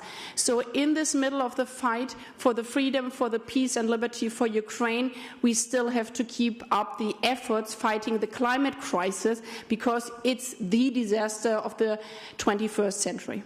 How do you get the messaging right here? Because I live in a part of the world, the Middle East, that is not necessarily on board with the reaction of NATO allies to President Putin's invasion of Ukraine. When you talk to the billions of people outside of the West who look at the situation and say, we've got a cost of living crisis, we could potentially have famine, like in Africa, like in parts of the Middle East, what is your message to them? Why is this important? Well, first of all, I'm not talking about the West. I think we really have to consider that we are living in the year 2022. And this is a war we are fighting between liberal democracies, those countries believing in the rule of international law, believing in the power of international law. And this was why it was so important that at the United Nations it was 141 countries, not only from Europe, not only from Northern America, not only from Australia, but around the globe, who said we do do not accept this breach of international law. Because if we are accepting this, and I think this is the most important message from this Madrid NATO summit, this fatigue which is there, saying, okay, maybe this is too hard to stand. But if we accept this, we will accept that one country is breaching everything we are standing for, and that we accept it in the end. This would be a loss for the United Nations in the end. And this is why, answering your question, when we go around the world, we are saying this is also about you. Every country in the world, almost every country, has a bigger neighbor. And if we accept here that a bigger and stronger and more powerful neighbor can just invade another country and we close our eyes, this can happen to everybody. And secondly, we are making clear, we do see, we hear, that also our countries, and there we can say from the past, Western countries did not act in some moments when other countries needed us. And I think this is a big challenge, and this is also where we have to be frank and clear that we don't close our eyes when we have fundamental violations of international law, of human rights. And this was also, for example, why I, as a foreign minister, made very clear when we had the reports on China that we are not being silent, even though in this tricky situation we also need China to have a stand there. But if we are starting to balance between one aggressor, one autocratic regime, and saying the other one is only a little worse, I think then we are also losing the trust in international law. And just to follow on to that, after the G7 conversations over the weekend, there was a big push to float an idea of a price cap for Russian oil. Who should be leading those conversations? I asked the Secretary General, he said, that's not my remit. We know the International Energy Agency has said, that's not my remit either. Who's, in your view, going to have to lead this initiative? Is it going to have to be the EU or individual countries? Well, if we believe in the international communities, then we have to be united. And this is our strongest asset, that we are united within the 141 states, which is not a given. We are losing countries, but that we are united within the EU, that we are united within NATO and G7. And I mean, everybody knows in the room we had the debate in Elcano, because this is also the difficult situation. And I mean, if it would be easy, all these problems would have been solved. That we see the countermeasures. If we put the price gap, and this has been discussed in Elcano, then it could be that in the end Russia wins even more. So if we are doing this, and we are in close contact, because United States were proposing this firsthand, so we're in discussion it, we have to do it right. We saw it now with the war on corn. I mean, my heart bleeds that Putin is in a way successful with this. From the first minute on, we try to counter his narrative. But frankly speaking, I mean, we are not successful in every country. And this is why, for me, it's so important.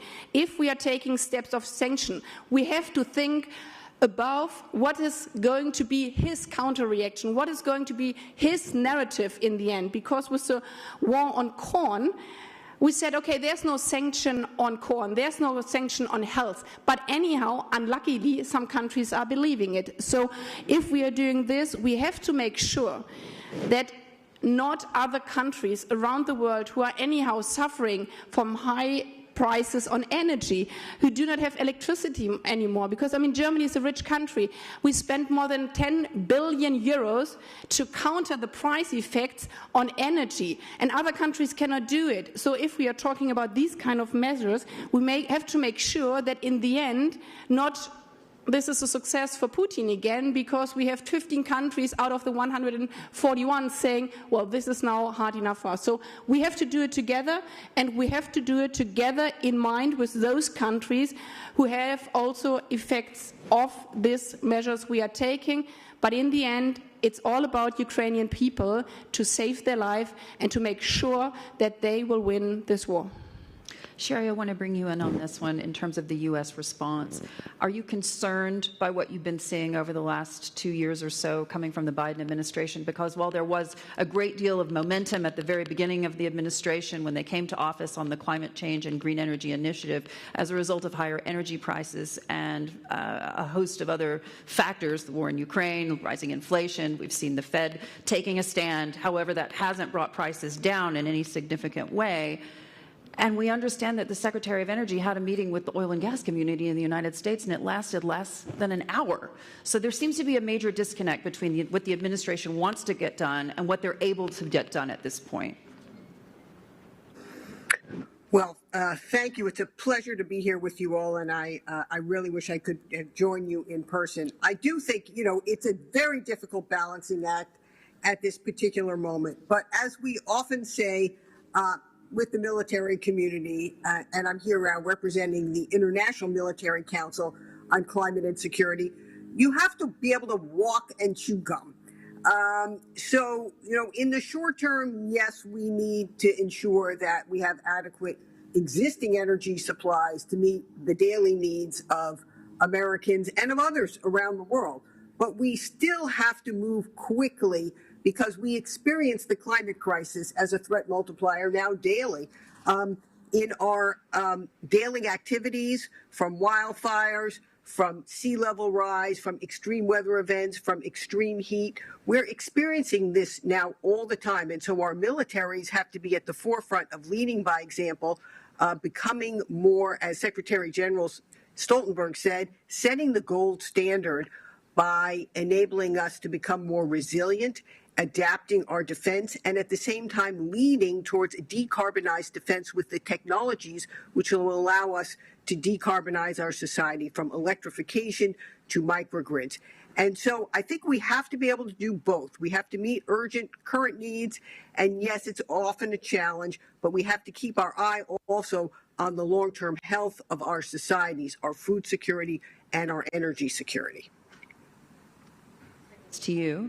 When you think about what happens going forward, we're talking so much about, obviously, the climate change and the impact, frankly, that our militaries have on the world. Essentially, we've seen the Secretary General calling in his new strategy for a readiness force of 300,000. How difficult do you think it's going to be to maintain the climate change goals and at the same time secure Europe? Thank you for your question, and thank you for gathering this meeting with five women,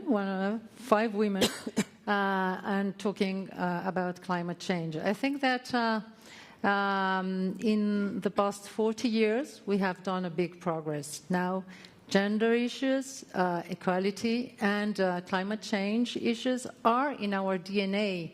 They belong to all we deal with. They are cross-cutting. So I think they are here to remain, these questions. But of course, we are facing a war, and the war has terrible consequences on our environment, not only in terms of the gas emissions of weapons, the fires in the forests that we cannot stop, but of course, we are facing the oil and fossil fuel rise of the prices. So one thing we cannot do, of course, we are committed to give a resolute response to the aggression of Russia in Ukraine. But we cannot forget that we have a compromise with future generations. It's the survival of the species, of the planet, and we need to keep our roadmap to decarbonization, to a transition in our energies. So renewable energy has to be there. We need to, as the Secretary General of the United Nations said, we don't need to be hitting the brake. We need to be putting the pedal to the metal in terms of the energy transition. And this is an occasion to use this war as an opportunity to transition to a more ecological energy. I think that We are working on that. We are working on that in the European Union with our Repower EU program. We are working on that again in all our across all our programs in the European Union. We are working on that nationally. We are giving a response to our citizens also in this crisis. We are giving a response, and we are also helping them understand that they need to change their patterns of consumption. We need, as the International Energy Agency proposed, we need to give them some points, some patterns, some models to change their consumption patterns, so they can drive a bicycle instead of a car, they can put the heating a bit lower, they can walk a bit longer distances, and we need to put these in the minds of our population. We are at war. We are at war, and we need to transmit them that we have an economy of war. So we don't need, I think, to be so afraid to talk frankly to our population. They know very well what we are dealing with, and they are very supportive. I have to say that the Spanish population is 83% supportive of NATO now. This is not what we had 40 years ago. So it proves that the people of Spain are committed to supporting Ukraine against the Russian aggression. These allies committed to supporting Ukraine, and we need to be more confident in the capacity of the population to be responsible. But will they be supporting Ukraine when it turns cold? When the cost of living crisis begins to really sink in? Well, we need to keep on, as I said, putting the pedal to the metal in terms of renewable energy. We have solar energy, wind energy, plenty of solutions, green hydrogen. We need to be dealing with this. Yeah. I want to get the Canadian perspective on this one, because obviously just to your south, your neighbors in the United States have had some pretty violent swings, if you will, when it comes to their climate policies over the last couple of years. And of course, that has impacted the oil and gas industry. We've seen them pumping a lot of their revenues back into shareholders' pockets, if you will, instead of reinvestment in the oil and gas sector. And that's something that's really, in many ways, derailed the transition. When you think about it from a perspective as a policymaker, what are some of the things that we should be focused on? Because when I speak to the CEOs of major oil and gas companies, like Exxon, like BP, like Eni, they essentially tell me this is a crisis in many ways of our own creating, and that we shouldn't be demonizing the industry at this point. We should be putting more emphasis on them moving toward renewables, but certainly not calling them to the carpet. Well, thanks for the question. And certainly, as I said in my first remarks, industry is so important. I just want to take a moment and say hello to Mayor Klitschko and his brother from Ukraine. As you know, Canada stands with Ukraine, and we have an incredibly large Ukrainian diaspora in Canada, and we've been doing whatever we can to continue to build the bridge between Ukraine and Canada, and we'll keep going. In terms of the issues that you raised, I want to, if I could, just bring it to a security and defense perspective, given that this is a NATO conversation. And your question dealt more generally with industry, but I think we actually have to pull it into a security and defense analysis. And I will say a few things in that regard. What we have to do is we have to green defense. And we need industry to go along with us when we are doing that. But it is going to need to be pushed at a governmental level. And how do we green defense? Well, first of all, we need to identify places to improve energy efficiency in our infrastructure and in our commercial fleet. So whatever fleet we're talking about, whether it is our vehicle fleet, whether it is our armed vehicle fleets, whether it is our air or sea fleets, we need to be thinking about a green policy that addresses each aspect of air, land, and sea. And then we need to have that conversation with industry. So to your point, industry is focused to a large degree on their shareholder-driven profits. Actually, I used to be a corporate law professor, so I used to teach this to my students every year. But the other thing we have to remember is shareholders themselves are changing their views. There's something called ESG, environmental and social governance, and it is very, very strong amongst the major pension plans and institutional investors. So we are going to continue to see institutional investors taking a very strong approach on the need for climate and green policies in terms of the companies that they're investing in. Another thing we have to do is we have to make sure that new buildings are decked out with energy efficient technology.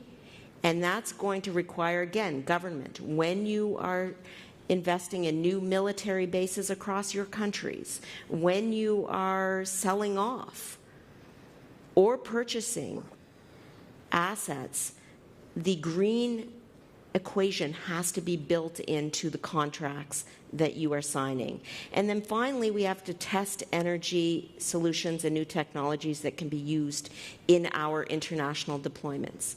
And as we think about the war in Ukraine, as we donate vehicles and other military equipment to Ukraine, the issue of, as I said, interoperability becomes more and more poignant.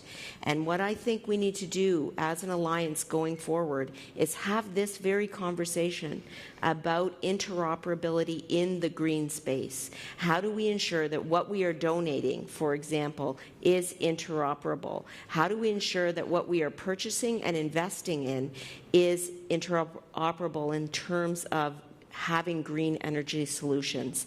And we have to reach our climate targets, and we have to do that regardless of the current situation and going forward. This has got to be a long-term goal, or we will have the tragedy of the commons eating all of us and our resources alive. I want to follow on to that for the Foreign Minister of Germany, if you could. I hope we've fixed your mic now, but when you think about this a bit more broadly and you think about partners in the energy space, obviously what's happened with Russia has upended the energy dynamic for at least another generation. Ukraine is looking to be a transition hub. It's looking to be a part of the grid, to link up with Eastern Europe, the Three Seas area, and provide energy solutions, renewables, a big part of that, to the rest of Europe. How do you see Germany working with Ukraine specifically and the Eastern European countries to make that a reality? Because according to folks I'm speaking to, with a few $1 billion of investment, renewables could be up and running in the next 3 years. How does that factor into your forward planning in order to incorporate them into your energy mix? Well, it's the major part, because it's not an energy mix anymore. We decided as a new government before the war that we are phasing out with all fossil fuels, starting by coal, but also gas, that gas infrastructure is only allowed till a certain time, and afterwards operators lose their permission, because we have experience, if we are not doing this, we are paying a lot of money to get the phasing out realized. And I'm not in line with your thesis saying that this process has stopped. Actually, it's the opposite. I see in so many countries, in so many regions, also like in my country, we have also parts of Germany where not everybody is saying, well, great, build the next windmill. But at this moment, this is not only a question about saving our planet, saving our lives, saving the climate. This is a question for peace. And I've been arguing for myself for a couple of years already, saying that the dependency on fossil fuels is also a geostrategic question. And now we brutally see that this is reality. So renewable energy is actually also a form of liberty energy. Mm-hmm. And this is why it's so important, if we are investing now so much money, that we are doing it right. And we started, for example, having the Moldova conference because they need also the security that we are there, that we are with them, because Russia, again, with fossil fuels, was trying to kill them by cutting them off off the electricity by saying the price is so high that Moldova is not capable of paying it anymore.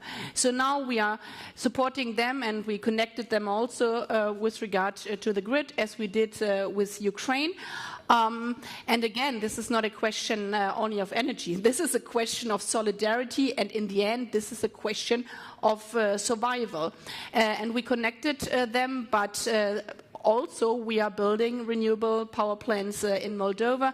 When I was in Ukraine before the war started, I was discussing with the Ukrainian government about hydrogen project with German companies from wind parks. And this was also, for example, one of the reasons why we, as one of the last countries, said we close our embassies. Because the question now is that investors are not like leaving the country, and we are back in Ukraine with our embassy, making clear that it's so crucial that companies invest, even though it's difficult, and we support these kind of investments into renewable energy. And worldwide, this is also something when I go abroad, obviously we need new sources of renewable energy, making clear that this is interconnected. We as Germany, we can never face a situation again that we can be blackmailed because we are depending totally on one country. And this is also so important, making clear to other countries that the rule of law, that human rights, this is connected to our investments, and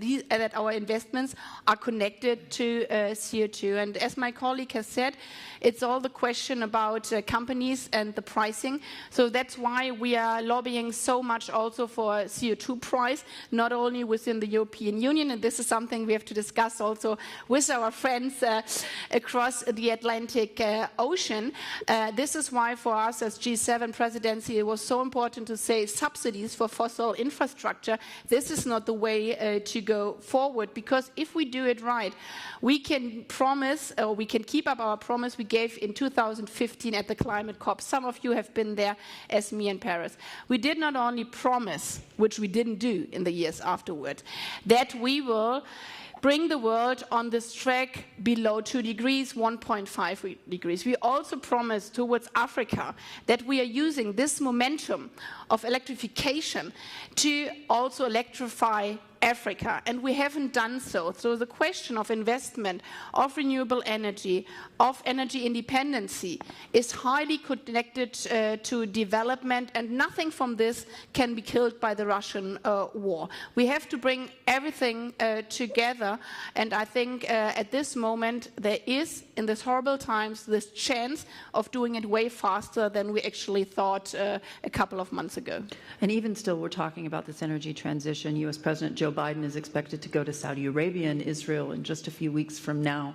There are a lot of conversations in my part of the world about what he's actually hoping to achieve. From Germany's perspective, does OPEC have a role to play here? Because as OPEC, they also have a very distinct relationship with Russia, and China is the largest foreign direct investor in Saudi Arabia, the UAE, and other Gulf Arab countries. So when you think about them as a potential conduit for a conversation or having some leverage there, what does Germany believe OPEC's role ought to be in this current crisis? The question is which crisis, but OPEC plays a role in both crises. The Russian war on Ukraine, I've talked also to the governments. Unfortunately, then COVID came in between, so I couldn't go there in person.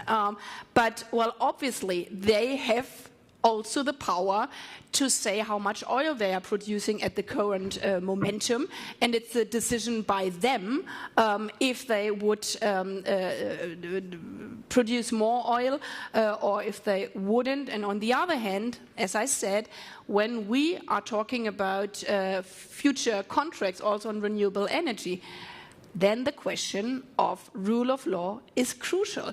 This is also something for these countries. And again, I mean, I'm always in this time also positive thinking, otherwise you shouldn't go into politics, I think.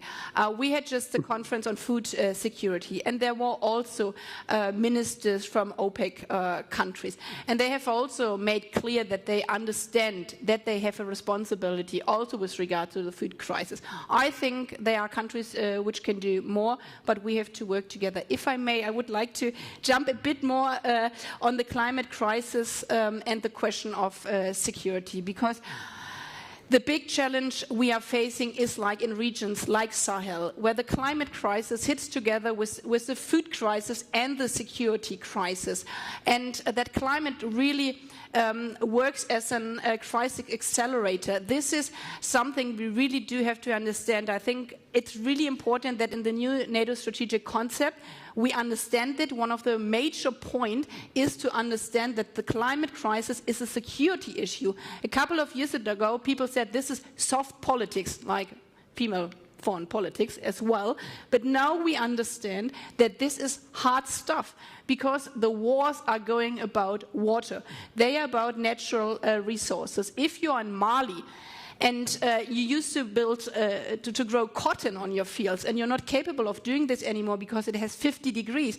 I mean, it's so easy for terrorist organizations to come to the villages and say, well, we do have a job for your son. He can be one of our soldiers.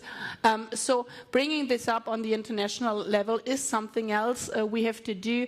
Building renewable, but understanding if we are not winning this fight on the climate crisis, we are losing security all around the world. Can I just add a sentence on to that point, which is I 100% agree with you that we need to actually elevate the climate crisis to a national security risk.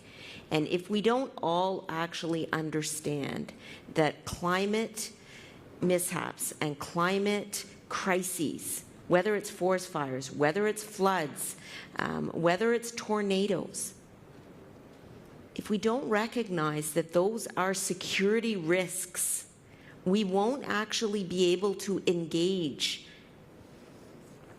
military and broader communities in the conversation about how to address them. And that's why I think this conversation is so useful, because what we really need to do is get past the point that it's a national security risk. I think we all should agree with that. And then we should be talking about how we can address it, what's on the to-do list, how we can coordinate across national and international borders to come up with the plan going forward. I just want to mention that there are microphones on both sides of the room. If there are questions from the audience, you can maneuver over to one of these microphones and I'll come to you. One of the questions that we had polled folks within the Munich Security Conference and the NATO Public Forum was one about pessimism and optimism. Essentially, are you more pessimistic or more optimistic over the last 5 years, what we've seen in the energy space? And I'd just like to get a sense from the Minister of Spain what you feel is going well and what you feel is not going so well, because obviously the Russian war in Ukraine has upended this conversation to a huge degree. Well, obviously the situation in our security is gloomy. It is very bad, worse than 6 months ago. But the fact that we are maintaining this conversation is leads me to being optimistic, because we need to carry on walking and to carry on working for the survival of the species. I think that this is great. The fact that we finally connect security and climate change, and that we speak about the Sahel and Africa in our NATO security concept, the fact that we, European Union, are the first donor in Africa trying to develop infrastructures, go through the entire Agenda 2030, through all the SDGs, and work on health, on food security, etc. Of course, much more has to be done, but connecting all these issues is essential. Looking from a security perspective, looking from a development perspective, a political perspective, and connecting everything is going to help us very much, as well as connecting all partners. SDG 17 is key. We have to be working with international organizations, with the private sector, with civil society, NGOs, with academia. And the fact is, we are all going through the same tracks. We are all speaking about climate change and security in different fora. We are all dealing with food insecurity at this very moment, but we are also trying to pass messages to those third countries which will be more affected by the food security. We are trying to get the grain out of Ukraine, so we are really committed to the future of our Agenda 2030, and I think that this is very good news, so I'm optimistic. Yeah. Sherry, I want to bring you in on this one. When you think about whether you're pessimistic or optimistic, this is a subject you've been covering for quite a while. Yes, and thank you. And I want to thank our Canadian partners for stepping up to lead the Center of Excellence on Climate and Security. I think it's a wonderful addition to NATO. And to our German and Spanish ministers, thank you both for your leadership in this area, for connecting climate and security, for Spain's hosting of this event, and for our Ukrainian partners. Never again should an aggressor be able to weaponize energy and cost so many innocent lives.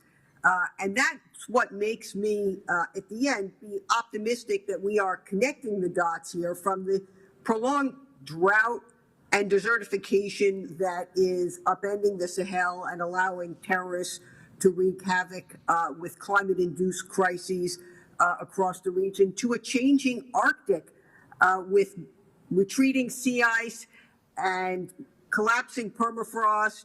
We have a whole new ocean that's opened up in our lifetimes, and not only does that create a new geopolitical and geostrategic risks and different dynamics in that region, but it could lead to widespread ecological damage as the permafrost thaws, releases increased methane, and beyond. So we have to realize that climate is very much part of our security.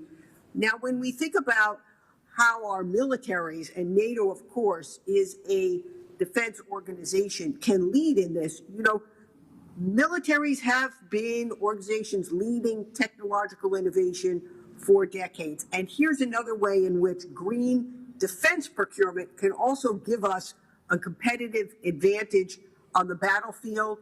We're now in an era where we have to deal with contested logistics. We know in Iraq and Afghanistan, we lost one soldier for every 24 convoys supplying fuel and water to the front in those wars. We can't afford that anymore. As we green our supply lines and we improve energy supportability and reduce our demand, we will be a more efficient fighting force and therefore be able to provide better deterrence and defense for our societies and enable future peace and security. And that's what our young people are demanding.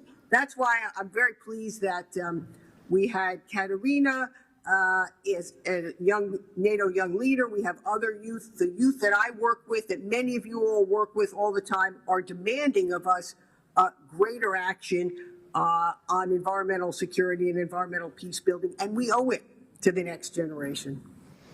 Minister Baerbock, I know you have to leave in just a few minutes, but I want to get a sense from you, if you will, when we talk about energy security, climate security, and frankly, national defense or collective defense in this case. I think we can all understand at this point why it's so interconnected, that it's pretty much talking about the same thing. Take a step back. I asked you a bit about OPEC. Yesterday, we heard some off-mic sound coming from President Macron. He was speaking to Joe Biden, essentially asking him whether or not he'd heard this comment from Mohammed bin Zayed, the Crown Prince, or rather now President of the UAE, that they had reached capacity. And when I speak to my sources in the GCC, essentially, they're already failing to meet the targets that they'd set simply because the capacity, it's not that it's not there, but they haven't reached it yet, because as we all know with oil and gas, you just can't turn the tap on and expect the product to be there. There is some work that goes into getting it to market. Are you concerned that we're going to see continued times of higher oil prices in the coming months? And I'm talking about $120 a barrel, because certainly that has implications for the electorate, for whether or not people are going to be on board for supporting governments, the NATO alliance, in its fight against Vladimir Putin and defense of Europe. Yes, it can be. And I mean, we are faced now in Germany with the question, if there's no gas coming through Nord Stream 1, I mean, we are discussing, my colleague Robert Habeck, Minister for Economy and Climate, he has announced our second alarm step. The third one would be that we have to decide which institution or actor in society can be cut off the grid. I mean, we are in a time of war. Ukraine is in a time of war, that people are dying, but we are in a hybrid war where the war is also being done by energy. But I mean, the question is, so what would be the opposite? I mean, first of all, we cannot change it in a way because we are trying to do everything to end this war. But as this war is going to continue, as I said before, we won't take back any form of sanction or anything like this, because then Mr. Putin wins. And this is nothing, this is no option. So this is why we have to stay tough. We have to prepare for everything. And this is why we have to think out of the box. And I mean, we have seen in the last weeks and also months that things are suddenly possible which haven't been possible before. I know my country obviously the best. We have been discussing for planning for new windmills. It took in the past 7 years. If you have a political will of saying energy and renewable energy is a question of security now, I mean, you have the possibility to change regulation quite fast with the parliament, obviously, but I mean, we have to use this momentum. We have to make things possible which we haven't done in the past without getting stuck in the next crisis. And I think this is the biggest challenge. The biggest challenge is that we are thinking in old boxes and thinking the only way out is another form of fossil energy. And then we are stuck in a couple of years realizing that this doesn't help at all. So we have to do it now on two tracks together. This is why when we are asking other countries for support with liquefied gas, we are not saying, okay, we are going only into liquefied gas. What I said before, we are building the infrastructure that in a couple of years, this is only green hydrogen coming through this. This is why we are also looking at climate partnerships with other countries with renewable energy. We are not going to the OPEC countries and saying, where's the fossil energy? We are going to the countries saying, where's the renewable energy? And I think this is... But you are talking to Qatar. Yes, with regard to gas, as what I said, as a bridge, and telling them this hydrogen has to be green in a couple of years. And I mean, this is realpolitik. Yeah, you have to think for the next weeks and months and then combine it with the plan for the next years coming up. And I would like to, sorry that I think the two of us always coming back to NATO at this, because we are NATO meeting, because I think we shouldn't think about it as like crises far above. Yeah, in my hometown, there have been like fires in the woods the last days for days again, and we have 130 fires already, even though it's not summer yet. And this is not Spain. This is Eastern Germany, and the same for NATO. The climate crisis and the danger that we have actually a war because of climate. Yes, this is something for countries where we are talking about Israel and others, where you can also use it as a peace solution. Mm-hmm. But if we are looking for Greece and Turkey, for example, if we are looking at countries within our NATO alliance, we also have to face that we are having a water problem in a couple of months. If we're looking, as our friend and colleague said, at the polar, the melting ice, this is also a security question. That if the ice is melting, we have new conflicts in this area. So climate crisis is not only a question for conflict in other regions far above, it's also a NATO question, and this is why we also have to prepare these kind of things within NATO, and that's why it's so important that also this part is into the new strategic concept. If I could just build on what she said again. What windmills so important, and other infrastructure to address the climate crisis. But governments can't do this alone. That's the key.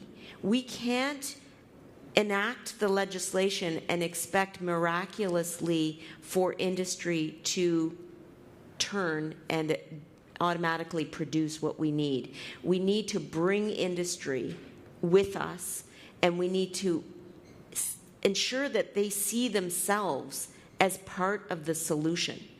Just like when we speak with industry relating to the provision of military aid to Ukraine, this is not something we can do without industry. Industry has to step up and produce the military aid, the drones, the ammunition, the continued equipment that we're providing to Ukraine. Similarly, in the environmental context, we need to ensure that they see themselves as part of the equation and the solution. And how do you do that? They have to be involved right now in the conversation relating to the solutions going forward on climate, or we won't be able to solve this crisis nationally or internationally.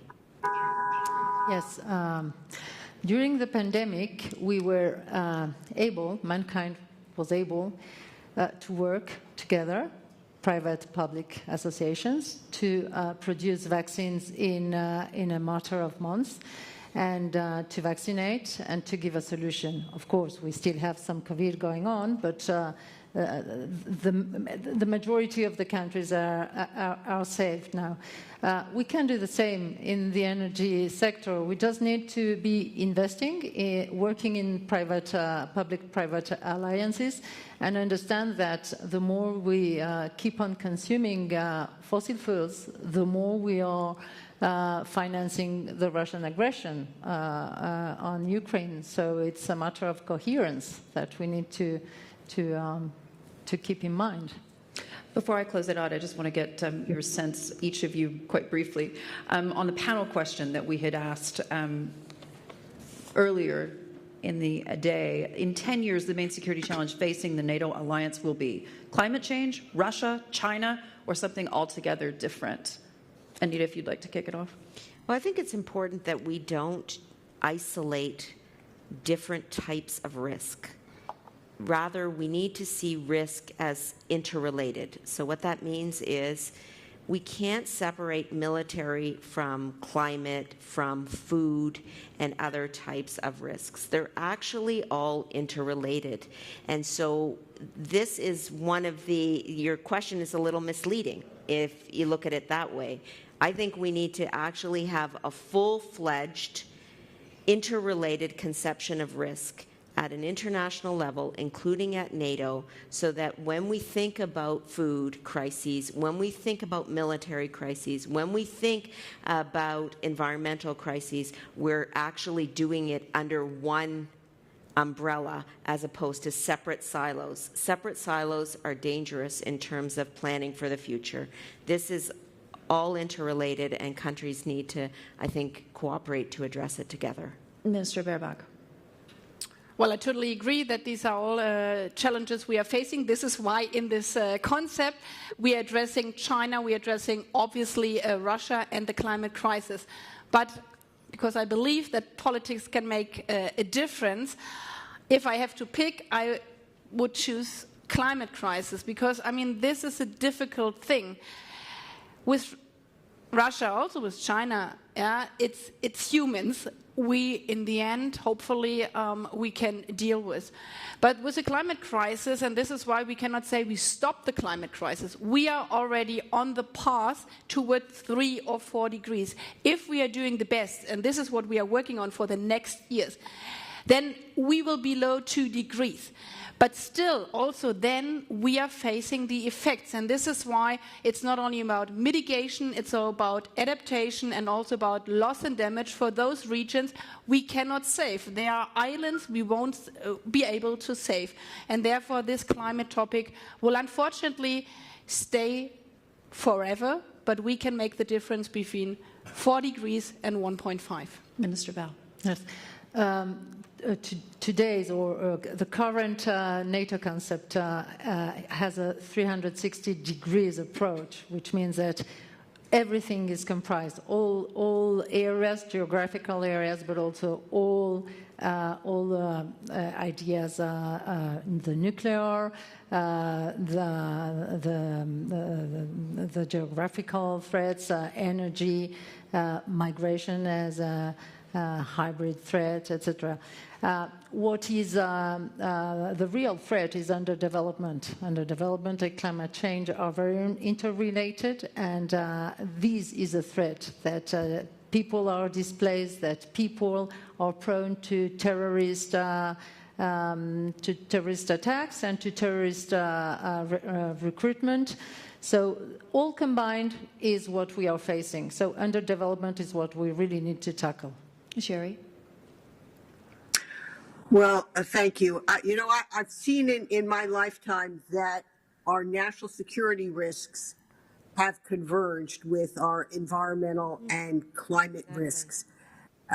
Starting out, in the Cold War, and actually my first job was at the NATO Parliamentary Assembly, and during the Cold War, and so much has changed during this time, but the convergence of climate and environmental risks, along with food and water security, are now very intimately connected with the full scope of security challenges that NATO faces. And that's why I think it's so important that NATO has put this forefront in its strategic concept, that it's held this forum today, because that's how we're going to secure a better future for our generation and for future generations, which is by understanding how those climate and environmental risks integrate across all dimensions of risk, and so that we can better protect either by making more resilient, and I think NATO has led and will continue to lead on that way, make more resilient our societies and our military, and also lead us through the tough challenges we face now, both with aggression, but with the energy transition, and show the way how even in tough times we are able to make that energy transition lead us to a more secure future. Panelists, thank you so much. We actually made it to time. Congratulations on a great conversation. Thank you. Which we managed. Thank you.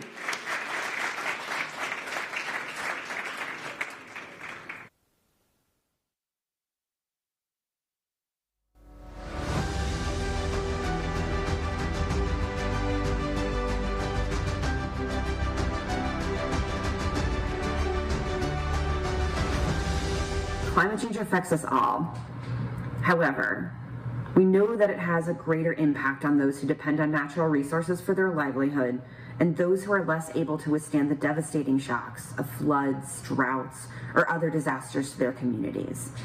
In many areas around the world, those people are women, girls, and other marginalized groups who are often disproportionately impacted by the effects of climate change. This includes climate-fueled conflict that destabilizes regions and also forces the displacement and mass migration of people.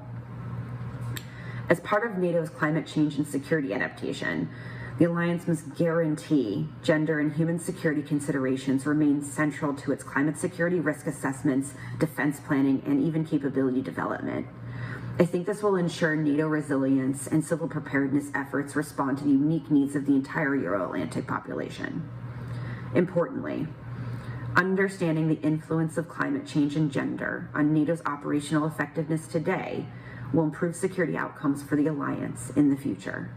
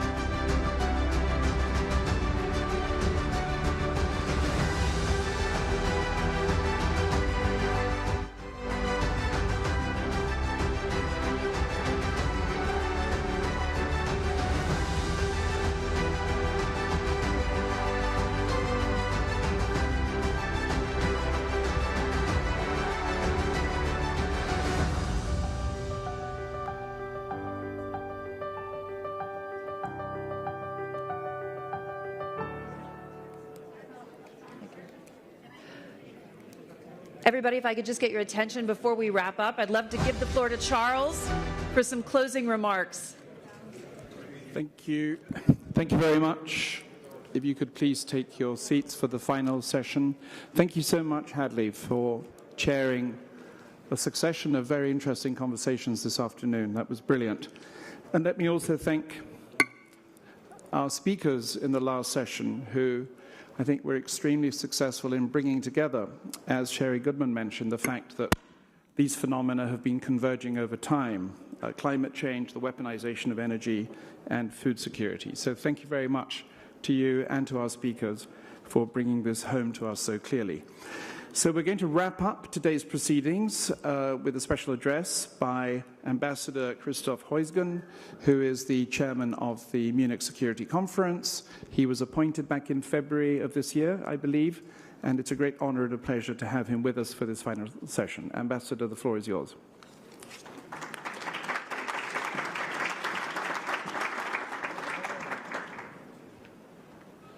Thank you very much. I think we have just witnessed before here a new kind of forum with Mr. Baake and myself, the man being the decoration, and have 5 female speakers on the podium. So a very special event. But I would like to thank our co-hosts today, of course NATO, but also Elcano and the Elcano Royal Institute, GMF, and Atlantic Council. It's really a pleasure to do this together. What I would like to highlight at the beginning is first the very fact that we do this public forum.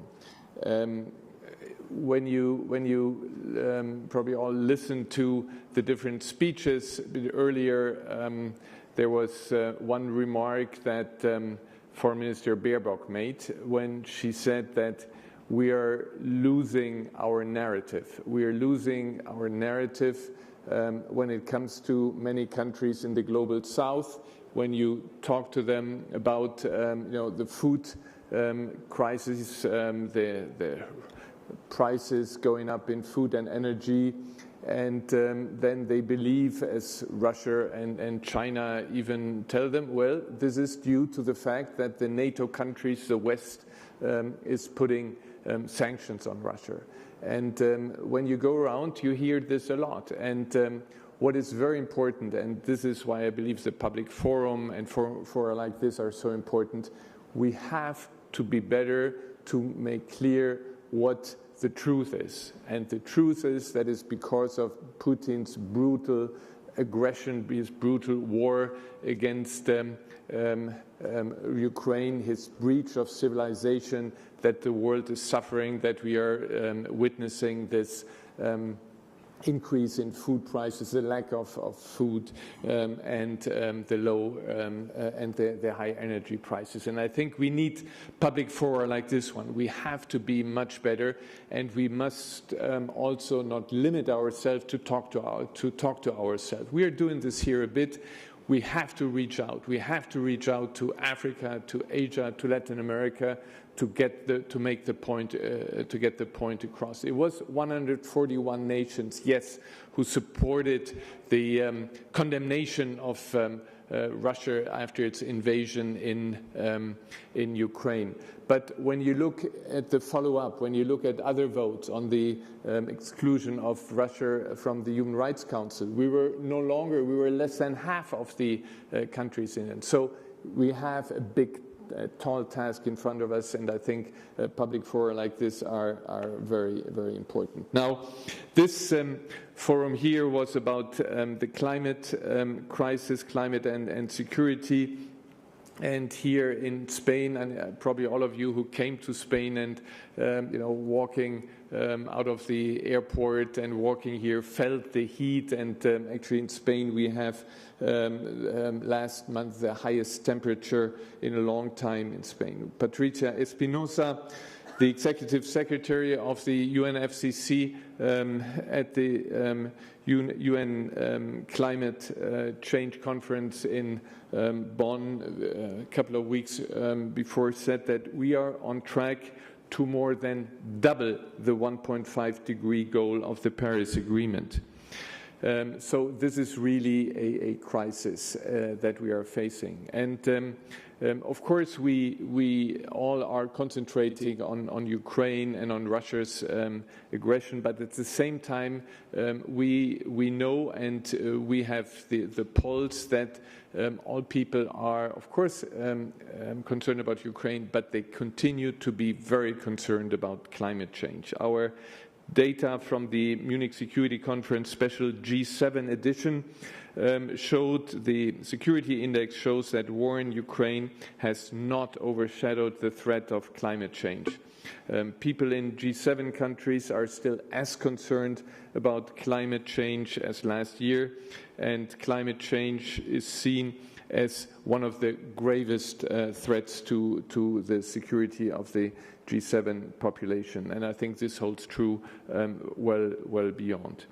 So I would like to also to thank the Secretary General Stoltenberg, for putting climate change again high on the agenda. We had last year in 2021 at the summit the adoption of the NATO Climate Change and Security Action Plan, and we are spending a significant part of this public forum today and tomorrow dedicated to climate security.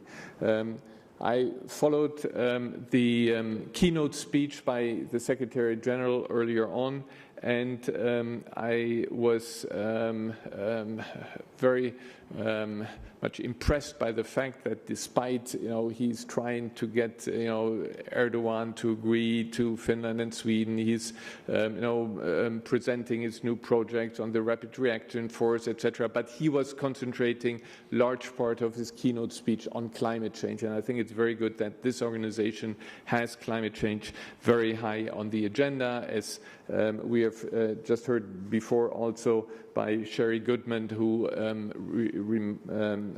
reminded us of the fact that the strategic concept has climate change in it. So what I think was very important that the Secretary General today set the emission reduction goals to NATO organization, and that he also announced a new initiative on facilitating energy transition in the military sector. Sherry Goodman said it very clear, saying that we need a green defense procurement, that also in the military, all the military vehicles, everything, that they are actually ahead in using renewable energy and green hydrogen and whatever sources we have. So from today's discussion, I took away that this relationship of climate and security is well ingrained in all what has been said. And I recall when I was representing Germany in the Security Council 2020, we put climate and security on the agenda of the Security Council. We wanted to adopt a resolution on this topic, and when actually we didn't put it on to a vote, because at the time China, Russia in particular, but also the US under Trump administration said, well, there is no climate change, we will not adopt the agenda. When last year our friends from Niger put it to a vote in the Security Council, the resolution on climate and security, it was Russia that vetoed it. So it is again Russia that is the spoiler on something which I think everybody recognizes how important this is. Annalena Baerbock today said something very important, which I think, and said that renewable energy is part of our freedom. And our dependence, and we feel this in my country right now, the dependence on fossil fuel make us very dependent on the aggressor, on Russia. And so our freedom is also then impacted by our dependence on fossil fuel. So we have to continue to keep this on the agenda. What I found also in the remarks by Ministers Anand and Bo, very important, the fact that climate is a threat multiplier, has consequences in a host of areas. The Spanish minister mentioned that underdevelopment, clear link to security, underdevelopment, clear link to climate change, food security, migration.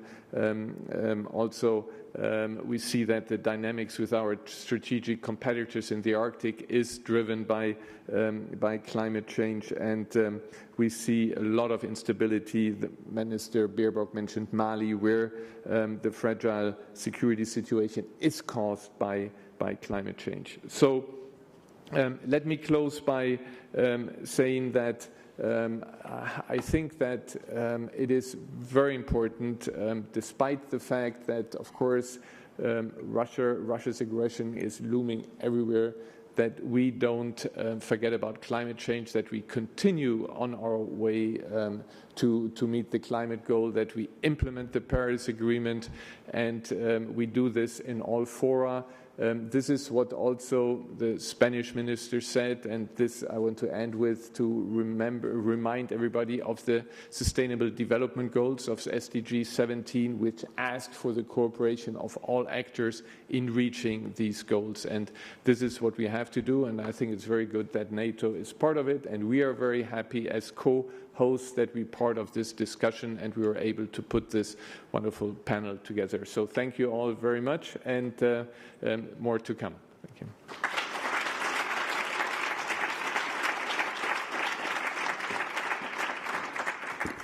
Thank you very much, Ambassador, for those very pertinent concluding remarks. As a former Spanish Prime Minister likes to remind us at Elcano, NATO is a crucial international organization, but of course the populations of NATO countries only add up to 12% of the world's total, and we therefore have to think hard about how we engage with the rest of the world. So on that note, let me just thank the speakers, the moderators, and all of you for having attended today's sessions, and we all look forward to seeing you tomorrow at 9 o'clock sharp. As you all know, Spaniards are extremely punctual, so don't disappoint us. Thank you.